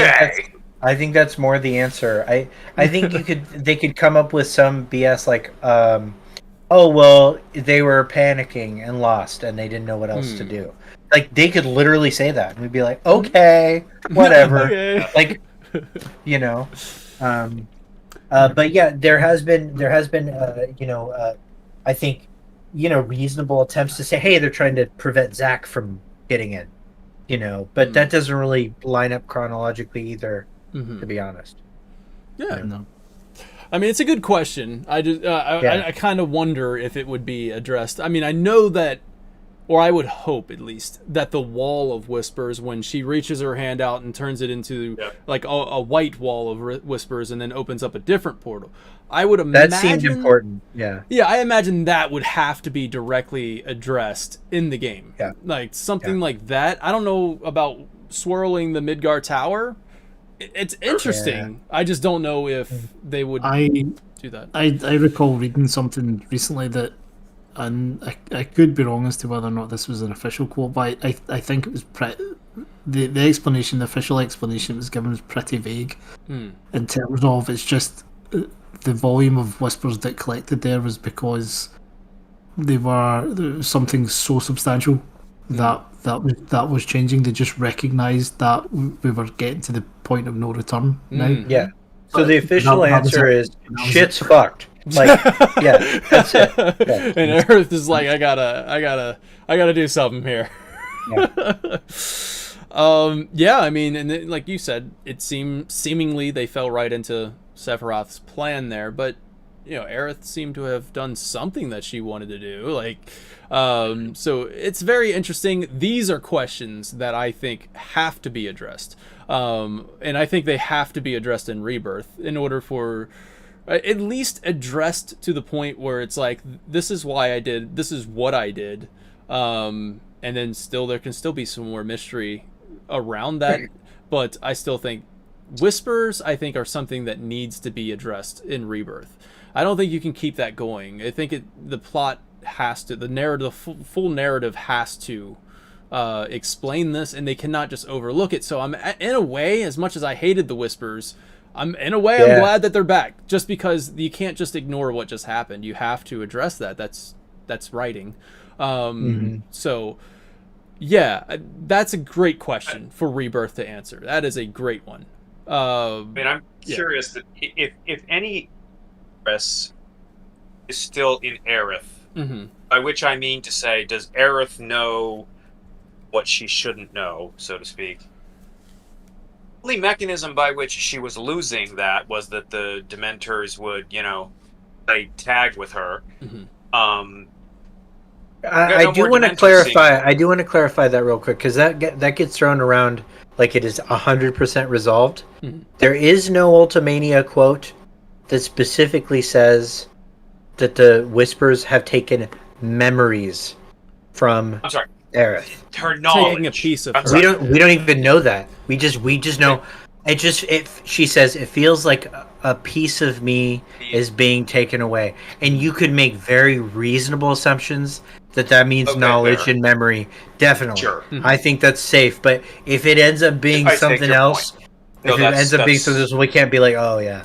Yeah, that's spot on. You're 100% right, and I thank you, because it's very important to be careful about assumptions. That's what I expect a man of such philosophy pedigree, right?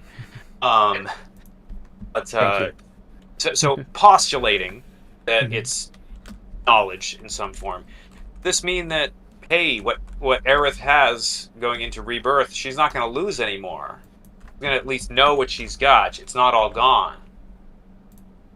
Same with Red 13 as well. Yeah. I mean, I don't know the rules for transmitted knowledge from goddesses of the life stream, but sure. So, I mean, does that mean that going forward, and that they haven't lost everything? I feel like there's no reason to believe that. I don't think there's an answer to that. Fair enough. I wish there were, but I don't think there's an answer either. And Traces of Two Paths throws in, a little bit of weirdness too, because it's really clear that Aerith, when she's talking to Tifa in Traces of Two Paths, has this pretty strong sense of herself, and she's retelling her story. So we don't really know what it's going to be like for Aerith out in the world. We don't know what her connection to the live stream looks like now comparatively. She's also incredibly overpowered in Rebirth. Like, I will say that I was lucky to get a hands-on preview, and she's by far like the most dynamically improved character. So I do feel like she's not getting nerfed, at least from a being able to use magic and shit thing. So I don't know how different she's gonna feel. The first thing that we hear her say, though, is that, like, a statement of ignorance. Like, why is it so green and beautiful? It's like, all of a sudden she's not so afraid of that steel sky. So I don't know. Like, I don't. Couldn't you just say that's her acting? Sure. You could say that. That's because it's like an unfalsifiable statement. Okay. Yeah, absolutely. To me, like, when she's like pretending, I love the scene in chapter 8 where after you finish the quest of killing the bug toad king or whatever it is, and Cloud says something like, "Ever heard of Sephiroth? Do you think he's dead?" And she's like, and he says something more, and then she's like, "Oh." Ellipses kind of a thing. So, like, you get the impression that for the most part she's good at acting, and then every now and again she's like, didn't prepare for that line. And we've just been given no rules for, like, how this revelation occurs. We don't know if it's inconsistent. The only things that we've heard or seen is actually like in Picturing the Past, which is a little story that was written for the World Preview book, and it talks about Aerith. She gets these visions, and that's why she painted the mural. So what we're getting is something that's like abstract and not necessarily something that she's going to be able to like actively call upon. You know, it's not just as simple as deja vu. Sometimes it is. Sometimes it's just like she get these images, and without context, in a limited single consciousness with a bunch of data, like I think this is reasonably consistent with the behavior you would see with somebody that's getting information they don't necessarily know what to parse, and somebody that somebody that is being described as more intuitive than like we'll say rational. Like we're not expecting Aerith to do math here. We're expecting her to be sort of working within subtext. She's using that kind of as her thing, and that's really convenient from a writing perspective because then you don't have to show your work. Do you think that Aerith is aware of in the final scene? You see kind of a overlay of Zack walking one way. Yeah. Do you think is that purely a picture for us, the viewer? Or do you think that is aware of that? Right. Does it indicate that she's aware? Right. I think it is definitely mostly for us, because unfortunately, Aerith isn't real. They're all fictional characters, sadly. But spoilers. I know, but I do think that there is meant to be an indication that Aerith connects to that somehow.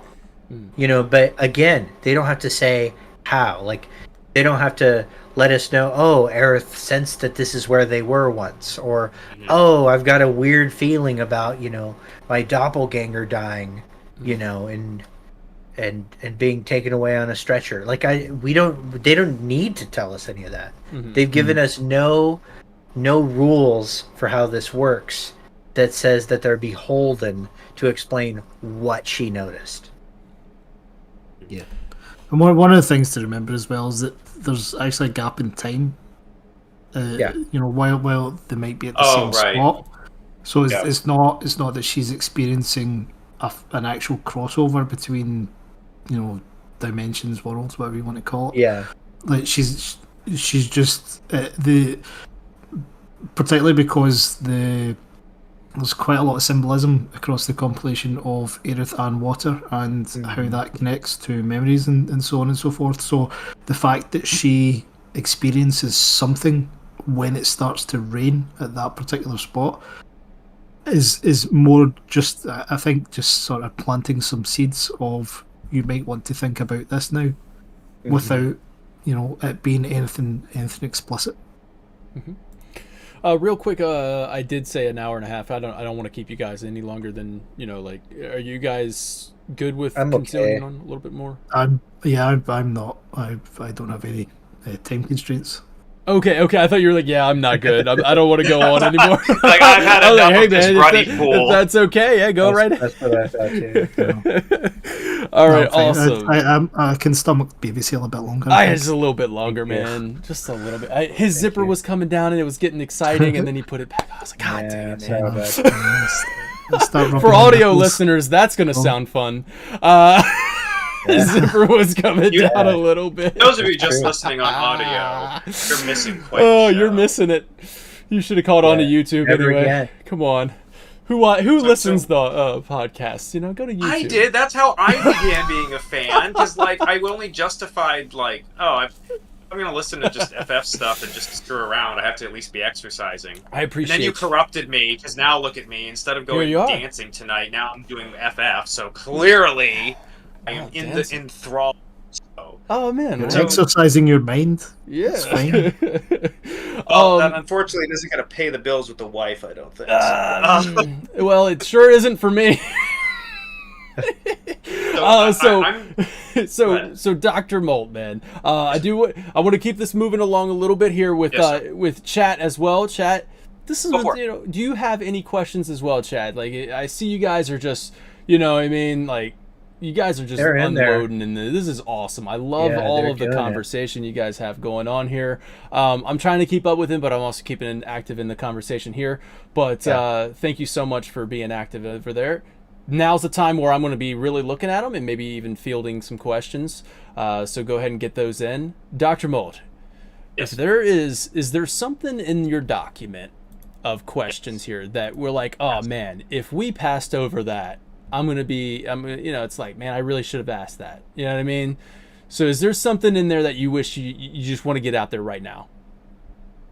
I have made sure to get the highest priority items first. Okay. So don't worry about me. I mean, I got plenty more questions, as you can see here, but some of these are. I was going for thoroughness rather than, Yeah. Some of these questions I think are a little obvious, but I tried to take the attitude, hey, all you did is play the game. Mm-hmm. What do you know? Especially since I'm Fair. used to for things like for Zelda Timeline, where like, okay, the devs said this, and then 6 months later they were like, oh well, the metaphor when I said I is 3.1415, I didn't actually mean etc. etc. So not that I'm saying we shouldn't, but too seriously. I guess if I'm going to say one thing, I think this is maybe a nice before crisis related question, so therefore perfectly suited for these fine gents. Have you started your playthrough yet, Baby Seal? Have I started what? Your playthrough of Before Crisis? I'm not doing a playthrough. I'm just watching the YouTube translation. Right, okay. I was curious. I've made it about halfway through. Grimoire It's slow going. Right? Is it Grimoire Valentine from YouTube? Yes, Grimoire. Yeah. Grimoire. God for him. Yeah. So why does Rude swerve his helicopter when Reno is about to shoot? This could be an easy one. We get the well, go ahead. What do you got, Seal? He has a crush on her. That's it. But he doesn't. But he hasn't met her yet. How do you know? Maybe he just saw her running up the stairs and like, God, don't shoot her. What are you doing, bro? Come on, jeez. What are you doing? I know in the original, right? Like the whole game code is written that he doesn't even attack her, etc., etc. I mean, it's instant. Maybe it's just instantly as he's about to attack. all Oh, right. whoa, and then he likes. Or there's the theory that he was trained by the same person, Zangan. So, like, if he was trained by Zangan, maybe he studied with her, possibly. Bear in mind, this is 24 hours after the Macro Reactor 5 bombing mission, so the Turks, I assume, have been briefed on who was present there. So he's. They got cameras everywhere. I mean, they've got cameras to make all the reactor bombings inside jobs. Like, if they want to show off Tifa. Yeah. And let's be really he clear is about not that cheap a date. Yeah, okay? I think he needs more than just Tifa's hotness. Yeah, from an he's had his heart broken before, though. From an Avalanche perspective, it makes sense that he already knows. Bear in mind that Tifa is already a semi-celebrity in the slums. She owns Seventh Heaven. It's true. It's true. Yeah. Okay. There's no way the Turks. There's no way the Turks didn't know who she was. Her. Yeah, I feel like he's known about her at some point. But yeah, it's a crush. It's a crush on Tifa. So either they met her before and trained with her. It would be a cool little history. Who knows? I mean, my desperate Hail Mary passes. I just remember before Crisis, Brood is emotionally attached to that informant to Avalanche, and I don't know if we're supposed to infer something like, oh, he sees in that random woman in Before Crisis something similar to Tifa. I mean, it's a stretch, but that's all I had. But I mean, I take your point that it could be that she's mini celebrity. I mean, I like that. I like the idea that maybe Rude is already starting the seeds of sympathy. Because if Rufus is sort of positions himself to be the de facto leader of the Turks, like fairly early on in Remake, like kind of a little bit surprising. Like our first introduction to anything involving Rufus in the OG is he just shows up and he's a dick. but like there's subtext saying that he's kind of involved with the Turks, like Sung communicating with them and stuff like that. So it does feel like maybe there's a subplot that enriches the sympathetic elements of the Turks earlier on. Another thing is that he doesn't harm Aerith either. So, like, when you're fighting against Aerith and Cloud, he doesn't harm Aerith either. So he could just be a gentleman. You know what I mean? Like, he could just be a really good gentleman. Okay. Yeah. See, I just interpret that as, the Turks can't hurt Aerith, but I like that. But he does, idea. Officially have a crush on Tifa. Like, that is... I don't know where it's from, but it's in the original OG game. Yeah, from the original game. So, I mean... Just to clarify, though, in the actual fight at the top of the pillar in Remake, he will actually attack Tifa. At points, that's because he's like, listen, duty calls. I got to do what I got to do. All right, I got a mission. He tries not to, but he will actually attack her. Yeah. But all right, so got another one out there for us, Dr. Mo. That was a quick one. All right, so I mean, this is a question of the OG equally as Remake. The OG, you get different definitions of the Promised Land. What that means, that at a Midgar, you ask Aerith, and she's like, I don't really know.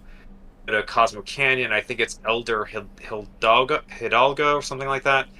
Tells you, like, no, it's a metaphor. Then later, after the Temple of the Ancients, Aerith is like, oh, it's the place where Sephiroth is going to use the black materia to summon Meteor. It's a very definite, real thing. So, I think if you go only by the text of the original game, it's a contradictory or open to interpretation, depending upon how you look at it. In the wider aspect of A, the compilation, but B, where you think they're going with this, given the what we saw on the holodeck and the emphasis on the importance of Neo Midgar, all that kind of crap. A, what is the Promised Land in the OG?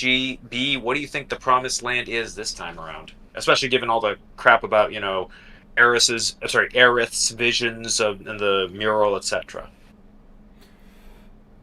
Baby Seal, do you want to take this or? I still think the Promised Land is going to be open to interpretation. I don't think it's going to be a specific spot. Yeah, I think that's the purpose. The Ultimate Omega actually does clarify that the Promised Land is no one thing. It changes from person to person. For President Shinra, the Promised Land was the Mako enriched area that Neobit Midgar could be built. For Sephiroth, the Promised Land was the area of abundant Mako that he could use to summon Meteor. For the Cetra, the Promised Land, according to Elder Hargo, is the afterlife, the place that they come to at the end of their journey. It's not a physical place. What they mean is they get to rest when they pass. So that's the answer to the question, is that there is no one specific Promised Land. And if you asking about Rebirth, I think maybe that new universe that's being born in the Edge of Creation is Sephiroth's Promised Land. Like, that's basically... I think it's just kind of like up to interpretation. Cool. Just like they said, just like Baby Seal and Mo said, where it's just kind of like it's up to the person who imagines what is the perfect world type thing. Whereas, like the Cetra, the perfect world is a world where life and death is a cycle and you become part of the planet again. And it, that's what life is. You know what I mean? You live, die, become part of the planet again and feed the spiritual energy and stuff like that. Which I think is the true Promised Land, but it's all up to interpretation from there. And that could be also real world commentary as well. Of what other people consider to be the perfect system, Well, that's it. That's why why there is no one true utopia is because everyone has a different interpretation of what that utopia should look like, often contradictory. So it's not possible to please everyone, which is why there cannot possibly be one Promised Land, because what that looks like for one person doesn't necessarily tick the boxes for this place of eternal happiness for someone else. Yep. Very important lore question. Will we be able to find Tifa's orthopedic underwear? Yes. Yes. Well, There's a holdout. I absolutely not. I don't think they'll do that this time round because for ratings, Not a believer anymore. Not the underwear. I don't think they're going to do that. But I mean, like they've already had the same exact dialogue. The same exact dialogue for. Did you actually play it? And you know, like the piano, like. And he's like, I think the options were like I went to town on it or something like that. I jammed on it a little. Well, no, in Remake or Rebirth, one of the options went to town on it or something like that. Just played the piano. So it seems like they kind of have that. At least from my perspective, it seems like that flashback, that part of the flashback, is going to be intact, which was something that I was questioning leading into it, where I thought it was just going to pick up right from the flashback, maybe the truck pulling in, but yeah. I think they actually answered this a little bit because they said that they were originally going to have they were originally going to have Tifa's room be explorable and for you to be able to find things as a callback to, and they said that the ratings people said no. There's that teen rating again, man. God dang it, dude. Yeah, so I think. What? I think that's gone. Interesting. I mean, it makes sense. There are a couple of tweaks, if I recall, to Yuffie's design. Yuffie's. She has a belt. Yeah, and, all that other. Which was because Yuffie's obviously a 16-year-old, and at the time of the Nibelheim flashback, Tifa's 15. So it's not. I'm okay. I never made that connection before now. Yeah, wow, so there's no way they would allow that. Yeah. Fair enough. Never mind. Yeah. It might be. I wonder if there's going to be like some sort of like fun nod to it. Like it might be like if you go up to the dresser, she's going to be like, "No," and he's like, "No, I didn't do it," or something. Yes, I don't know. That would be tasteful. This would be it's clear that like Sephiroth's trying to separate, Cloud from Tifa. Like that was a takeaway from the Summer Games Fest trailer because Tifa's obviously kind of critical to Cloud gaining autonomy from Sephiroth. So maybe that's where it happens, is it's like Sephiroth just shows up like, I'd let you look at my panties, and then and he's like, I'm in, and then, sorry I'm out. I'd let you let me go on that one. You shouldn't have let me go on that.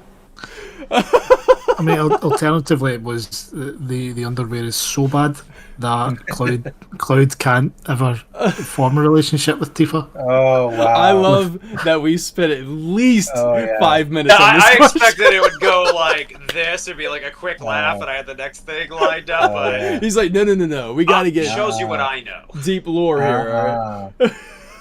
I'd let you look at mine. There is no minutia of the OG that we cannot overanalyze here. Oh, Sephiroth, back at it again, man. How he gets you. That's how he gets you, man.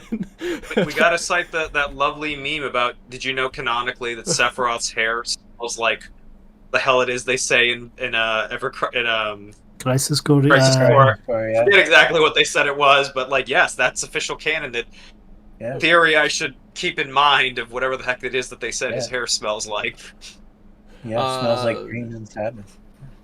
Say again. Subtext says, it says another question, but I don't see the first question. Sorry about that, subtext. It says, Cloud survives his fall to the church without Whispers in the original. In the remake, Whispers help him survive the fall. Is the implication that the Whispers were always involved in some way? I would like That's such a good question. I would like to strongly disagree. I don't know, man. Like, I would like to strongly disagree with that because there's also if you got to take into consideration. Well, they saved him from the fall. They made sure he survived. They saved him on the highway where they make sure the plate or the bridge doesn't fall on him. I just think maybe in that instance, if I wanted to, I don't think that bridge falls down in the original game. But now there's a lot going on that's changing, and the Whispers are desperate to make sure everything goes okay. But the fall from in the original game, Cloud didn't have the little zip line thing either. It was also much shorter, according to what Jesse says, but I don't know if we go off of that.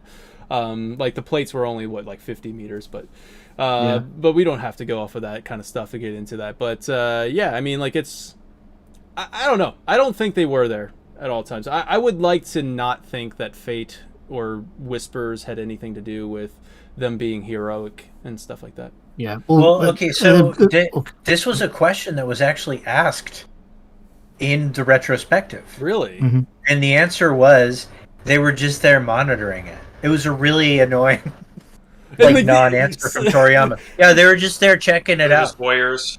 Yeah, they're just checking that's kind of the point. So if, they're if there. if the original game was the preferred timeline, why would they interfere? The other thing is that they are likened to the cries of the planet, which you do hear. Yeah. In the old game, so technically speaking, you are hearing the whispers, you just don't see them. So it's a bit. They've been injected retrospectively, but yeah, the official answer is they were there. Which interesting. I can imagine that. For me, but, yeah, I can imagine that the spirits are there, or like they're there. But then the whole like, what come first? What came first? Is the whole like question. Like, so if it's the same way that Deep Ground was always there. It's the same way that Omega always existed. It's the same way that Aerith is in jail. We're always, part. It doesn't actually change anything. Yeah. Well, I think that part of what he's getting at is that if you say they were always there, that starts to put some constraints on whether this is a timeline versus a multiverse. And I know that those are really loaded terms to use, and unfortunately you're talking with somebody who is excessively opinionated about the proper use of those terms in physics. But but like, I feel like if you have the idea that it's all one timeline, that Aerith went back in time, whatever I mean by that then what it means to say that the whispers were always there is different, as opposed to if it's a bunch of multiverses, then you could say, oh yeah, the whispers are apparently a invariant depending upon your frame of reference, and just in every different multiverse you got some whispers hanging out because they're to watch. So here's a good question from Delta Sin. So Delta Sin, by the way, go follow Delta Sin on Twitter. Awesome stuff. You know what I mean? Like, I do some analysis, and I do it on my own terms, right? Like, I'm sitting over here, I stay away from all videos and breakdowns, and I just do it I just frame by frame writing my own things down. And then I'll publish my video, and then I go look at Delta Sin, and I'm just like, man, you've really found a lot. So Delta Sin is always doing some crazy breakdowns over on Twitter. I don't know if Delta Sin has a YouTube, but definitely check out Delta Sin on Twitter. Now, so what? Real interesting stuff. Yeah. So what are the Magnata automats? This is the bookstore in Final Fantasy VII Rebirth. There's a bookstore. There's like almost like a jukebox looking thing that you can go up to. It's at the Chocobo Farm. It seems like they could be like the orchestrations from like the jukebox, but I have to wonder why they would use such a cryptic name. So from my observations of this, the Magnata bookstore, I kind of associate this as the official bookstore that sells those manuscripts that you find throughout Final Fantasy VII Remake. Even when you look at those books, when they have like the cool, when you go into the menu and you can see the cool graphic of what the books look like, it looks very ancient. Or like Cetrin in a way, right? I don't know. So I think the word Magnata is just a Cetrin word, maybe. But the cool thing about that, also I can relate to them, is that in the original game, in order to get Aerith's final limit breaker, that's in the old man's house? No, the house that he was like, he had the sleeping man. He was no. He was talking about the one near. You're right. No, it was in the bookshelf. He knew all about this stuff about the Temple of the Ancients, but he didn't believe any of it to be like true or whatever. But he also had a book about the Cetrin, like ultimate spell. Is he not the guy? Is there not something that he had the keystone but gave it to Dio? Yes, Yes. he's like a Yes. collector, right? So he had the keystone, gave it to Dio. He doesn't believe in any of that stuff, so he doesn't even believe it exists. So I had like come up with this headcanon that his father, maybe he inherited it from his father, who was a collector of like Cetran artifacts, and locked away this really important book. I would imagine, now that we have a visual of it, maybe got it from Magnata Books, but it was locked away. So it carries on the same function, where these books give you limit breaks or abilities or whatever. So I think Magnata, in my opinion, I think this is going to be the official bookstore of those manuscripts that you find throughout Remake. That's my opinion. What do you guys think? And I think it's Cetran related. I mean, well, yeah. or at least Aerith's. Aerith stuff is Cetran related. The like the art of swordplay might be something different. No, I think all the stuff is Cetra. All of Okay. it, like so much of it is like super Cetra coded. We're getting more Cetra related like lore from the First Soldier stuff and Ever Crisis. Like we're gonna get more Cetra information. Yeah. Like, and we're getting more of like an actual timeline of how like the world system was built, like the Republic of Junon, Yeah. all of that stuff. Like we're getting like a real look at the way a society would have built upon this cataclysm, you know. And so I think that I do think that there's obviously a gameplay mechanism that's built in really heavily to the bookstore that we're talking about, and beyond that I don't want to speculate any further, Yeah. but I'm sure we'll know real soon, you know.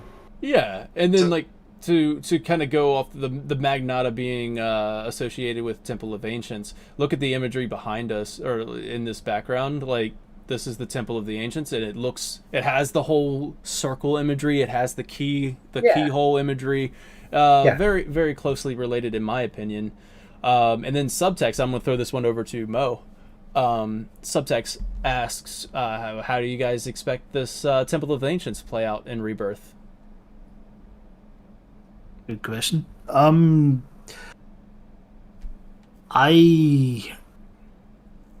This goes back to what Sephiroth's endgame actually is, because if his endgame, the Sephiroth that we're encountering throughout Rebirth, in a way that we didn't in the original game, if his endgame differs from the original Sephiroth, then does he still need the black materia? But the fact that the Temple of the Ancients is present in the game indicates that he does. When you, just to clarify, when you say Sephiroth there, are you talking Chapter 18 Sephiroth? Are you talking like Sephiroth in the Northern Crater Sephiroth? Okay, so in the original game, Sephiroth in the Northern Crater was projecting his image onto the Black Cloaked Men using the power of Genova. Okay, Right. so when I'm talking about OG Sephiroth, I'm talking about Northern Crater Sephiroth. Right, go ahead. So depending on what the end game is now, again going back to this idea that all incarnations of Sephiroth in Rebirth are working, you know, to the same goal. I would have to assume that because we've over the course of Remake been shown Meteor a number of times, and the Temple of the Ancients itself is the black materia, I would have to assume that part of Sephiroth's goal involves Meteor and the black materia.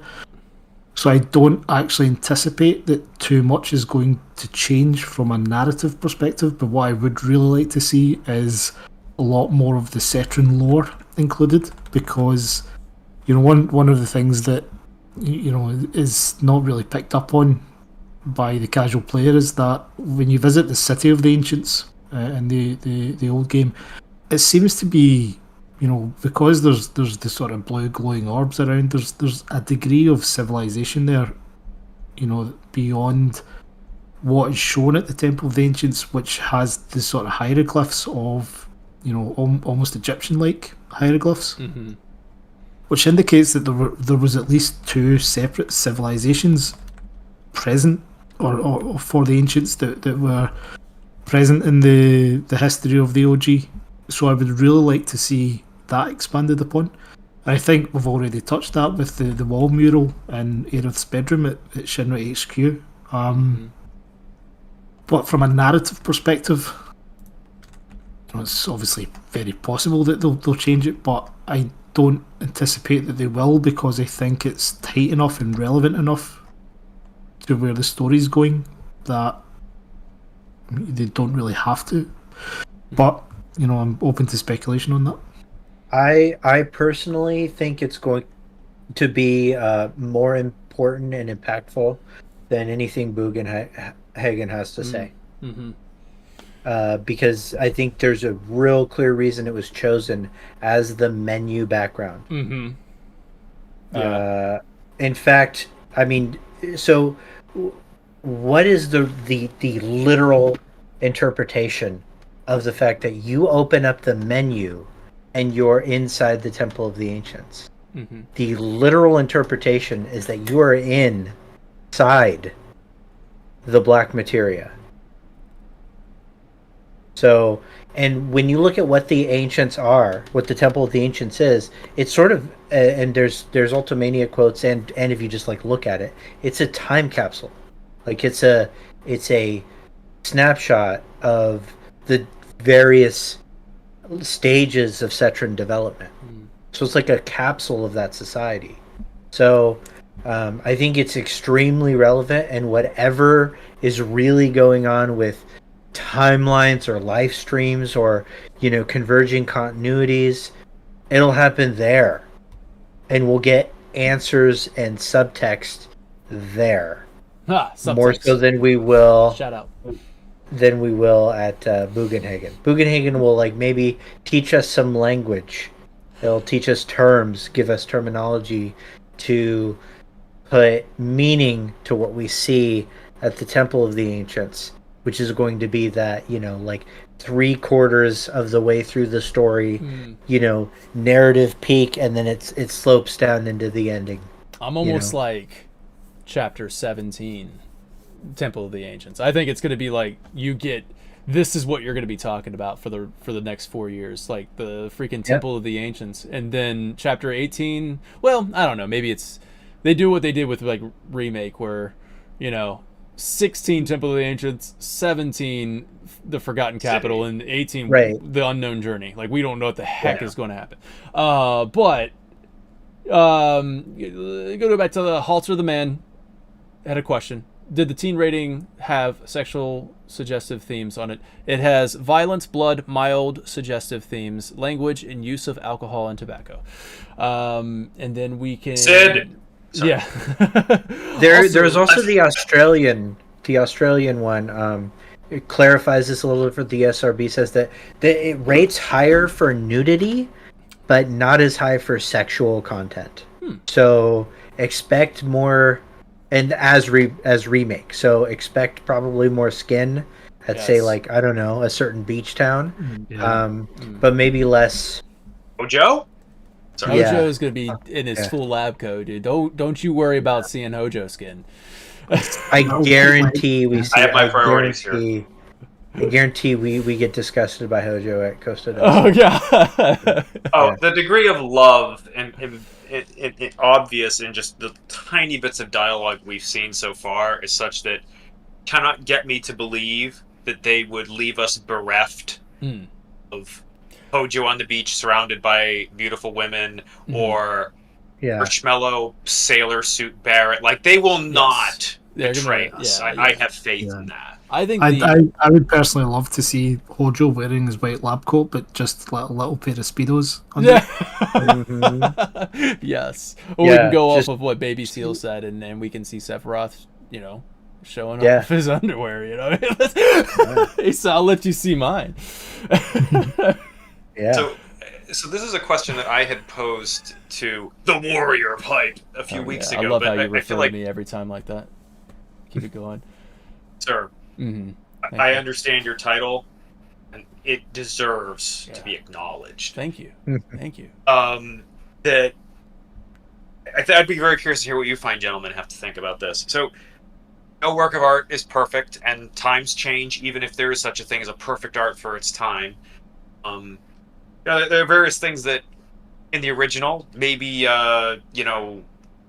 have to be done a little differently this time around in the same analogous time span.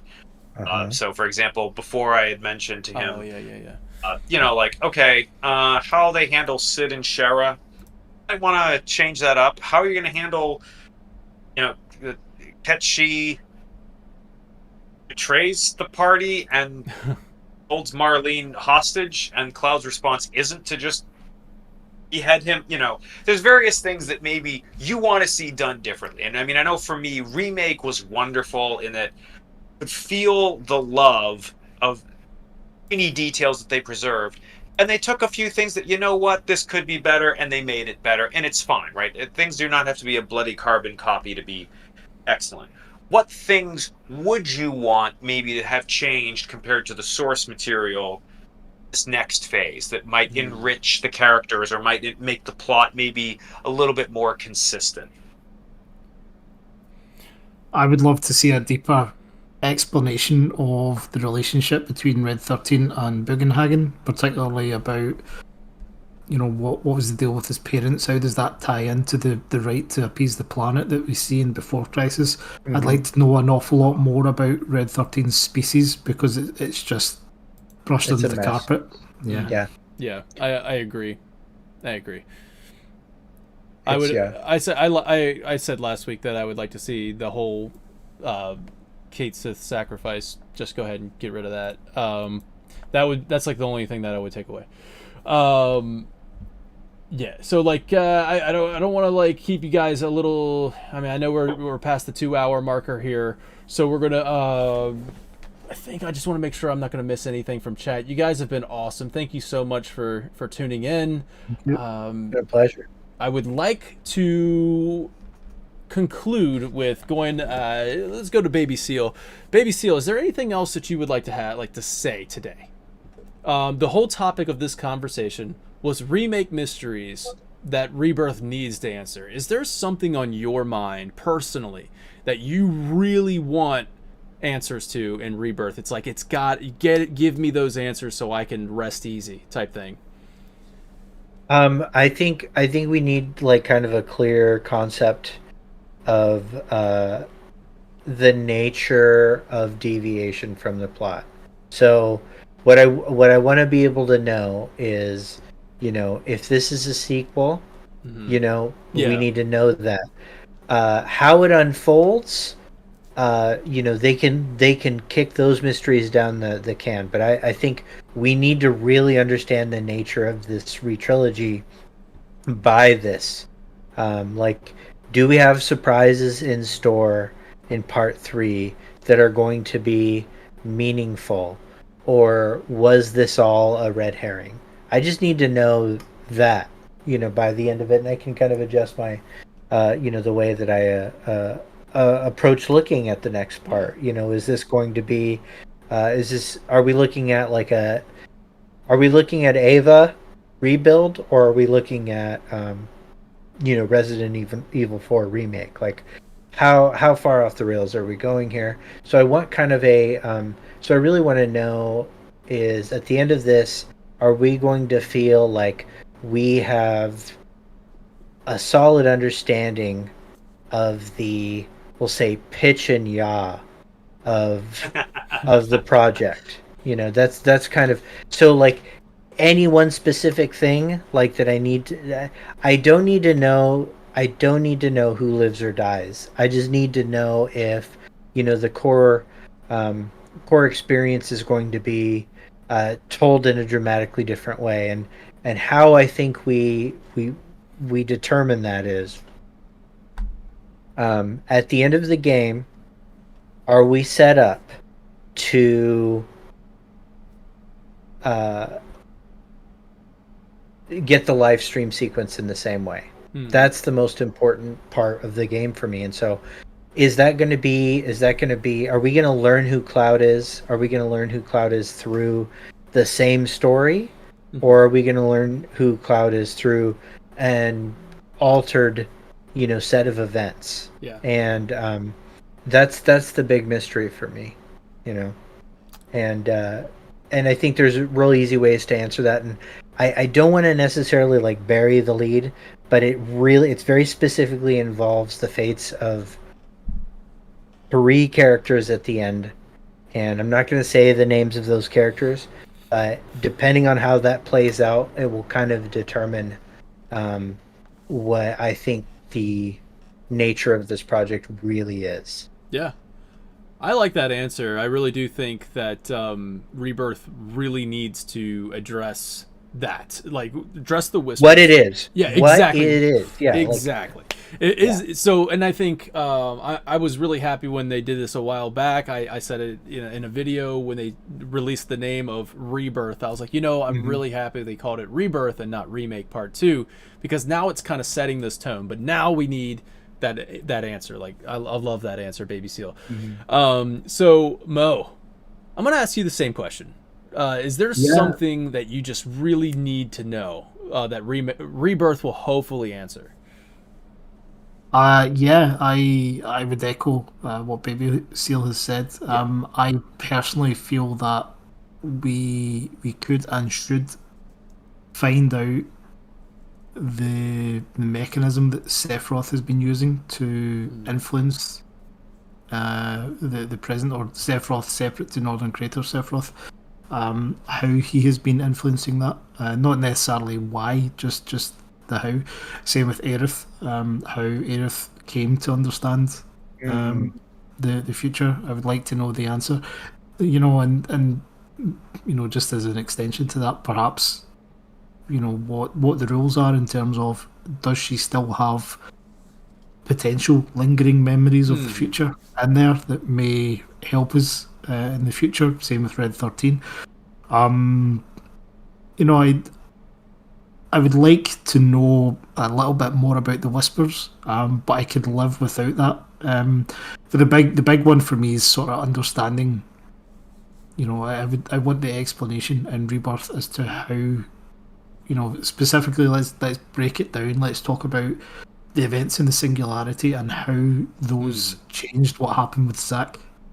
Yeah. I want to know specifics about how that impacted on Zack's timeline, or world, or whatever, and how, or what the sort of physics are in terms of the 2 timelines, the 2 worlds, whatever we want to call them, just to actually establish what we're dealing with here.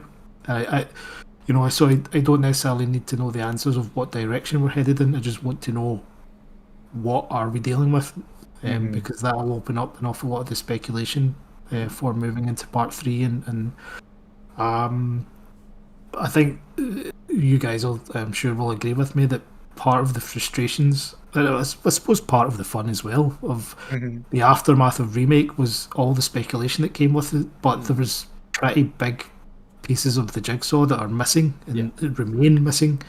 That is, speculate as we might, we know that there's a good chance that we've got this wrong simply because we don't have fundamental pieces of information. Right. So I would like more of that, just so that we can, we're not flying blind in terms of the kind of physics of things or whatnot. So yeah, I would like to be able to discuss the story a lot more rather than having to worry about what's going on with the foundations, I guess. So go ahead, Dr. Maltz. Go ahead with your the one thing that you really need to know in Rebirth. That Remake raised that question. What is going on between Genova and Sephiroth? What's up with Genova? To me, the recurring theme when I hit a roadblock in a scene that I can't answer certain questions to, how does this jive with everything else?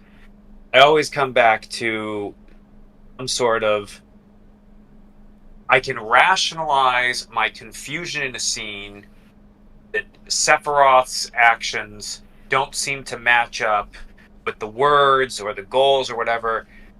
It seems to come back to, is there some sort of a deal that all is not well in the state of Genovaroth or whatever the heck, whoever the heck is dominant. I mean, in my mind, that can be a great way to explain a lot of things I don't understand. Mm-hmm.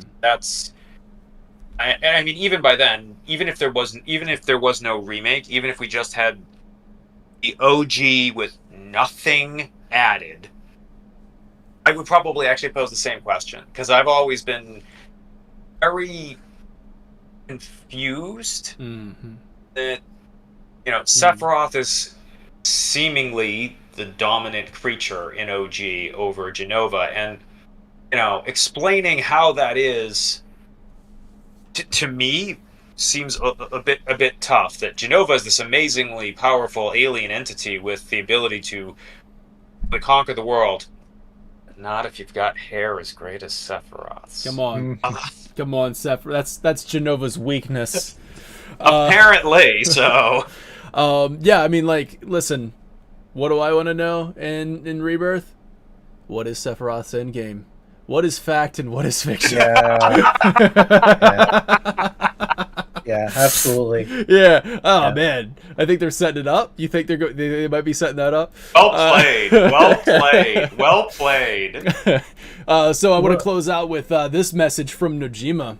I'm sure they had a lot of fun playing Remake, and might have doubts on what will happen from here on out. But please remember those doubts you had since. You'll probably find your answer in the future installments. And Nomura-sen says, this was a very popular game in the past, and since we are remaking it, the amount of attention it had garnered, even before it was released, was high. And there are many who voiced their concerns about the game too. However, those concerns did not affect our staff, as we put in our all to create this work. And we hope that people will be interested in it. The base for Remake has been successfully established with the first installment, so we hope to meet your expectations in the next installment too. However, personally, I think there might be some who think, since this is a remake, I don't need to play the original game anymore and just play Remake instead. But I want to prevent people from doing that. The original and the remake are two separate entities. So even if you play Final Fantasy VII Remake, I would also like you to play the original Final Fantasy game afterwards as well. Then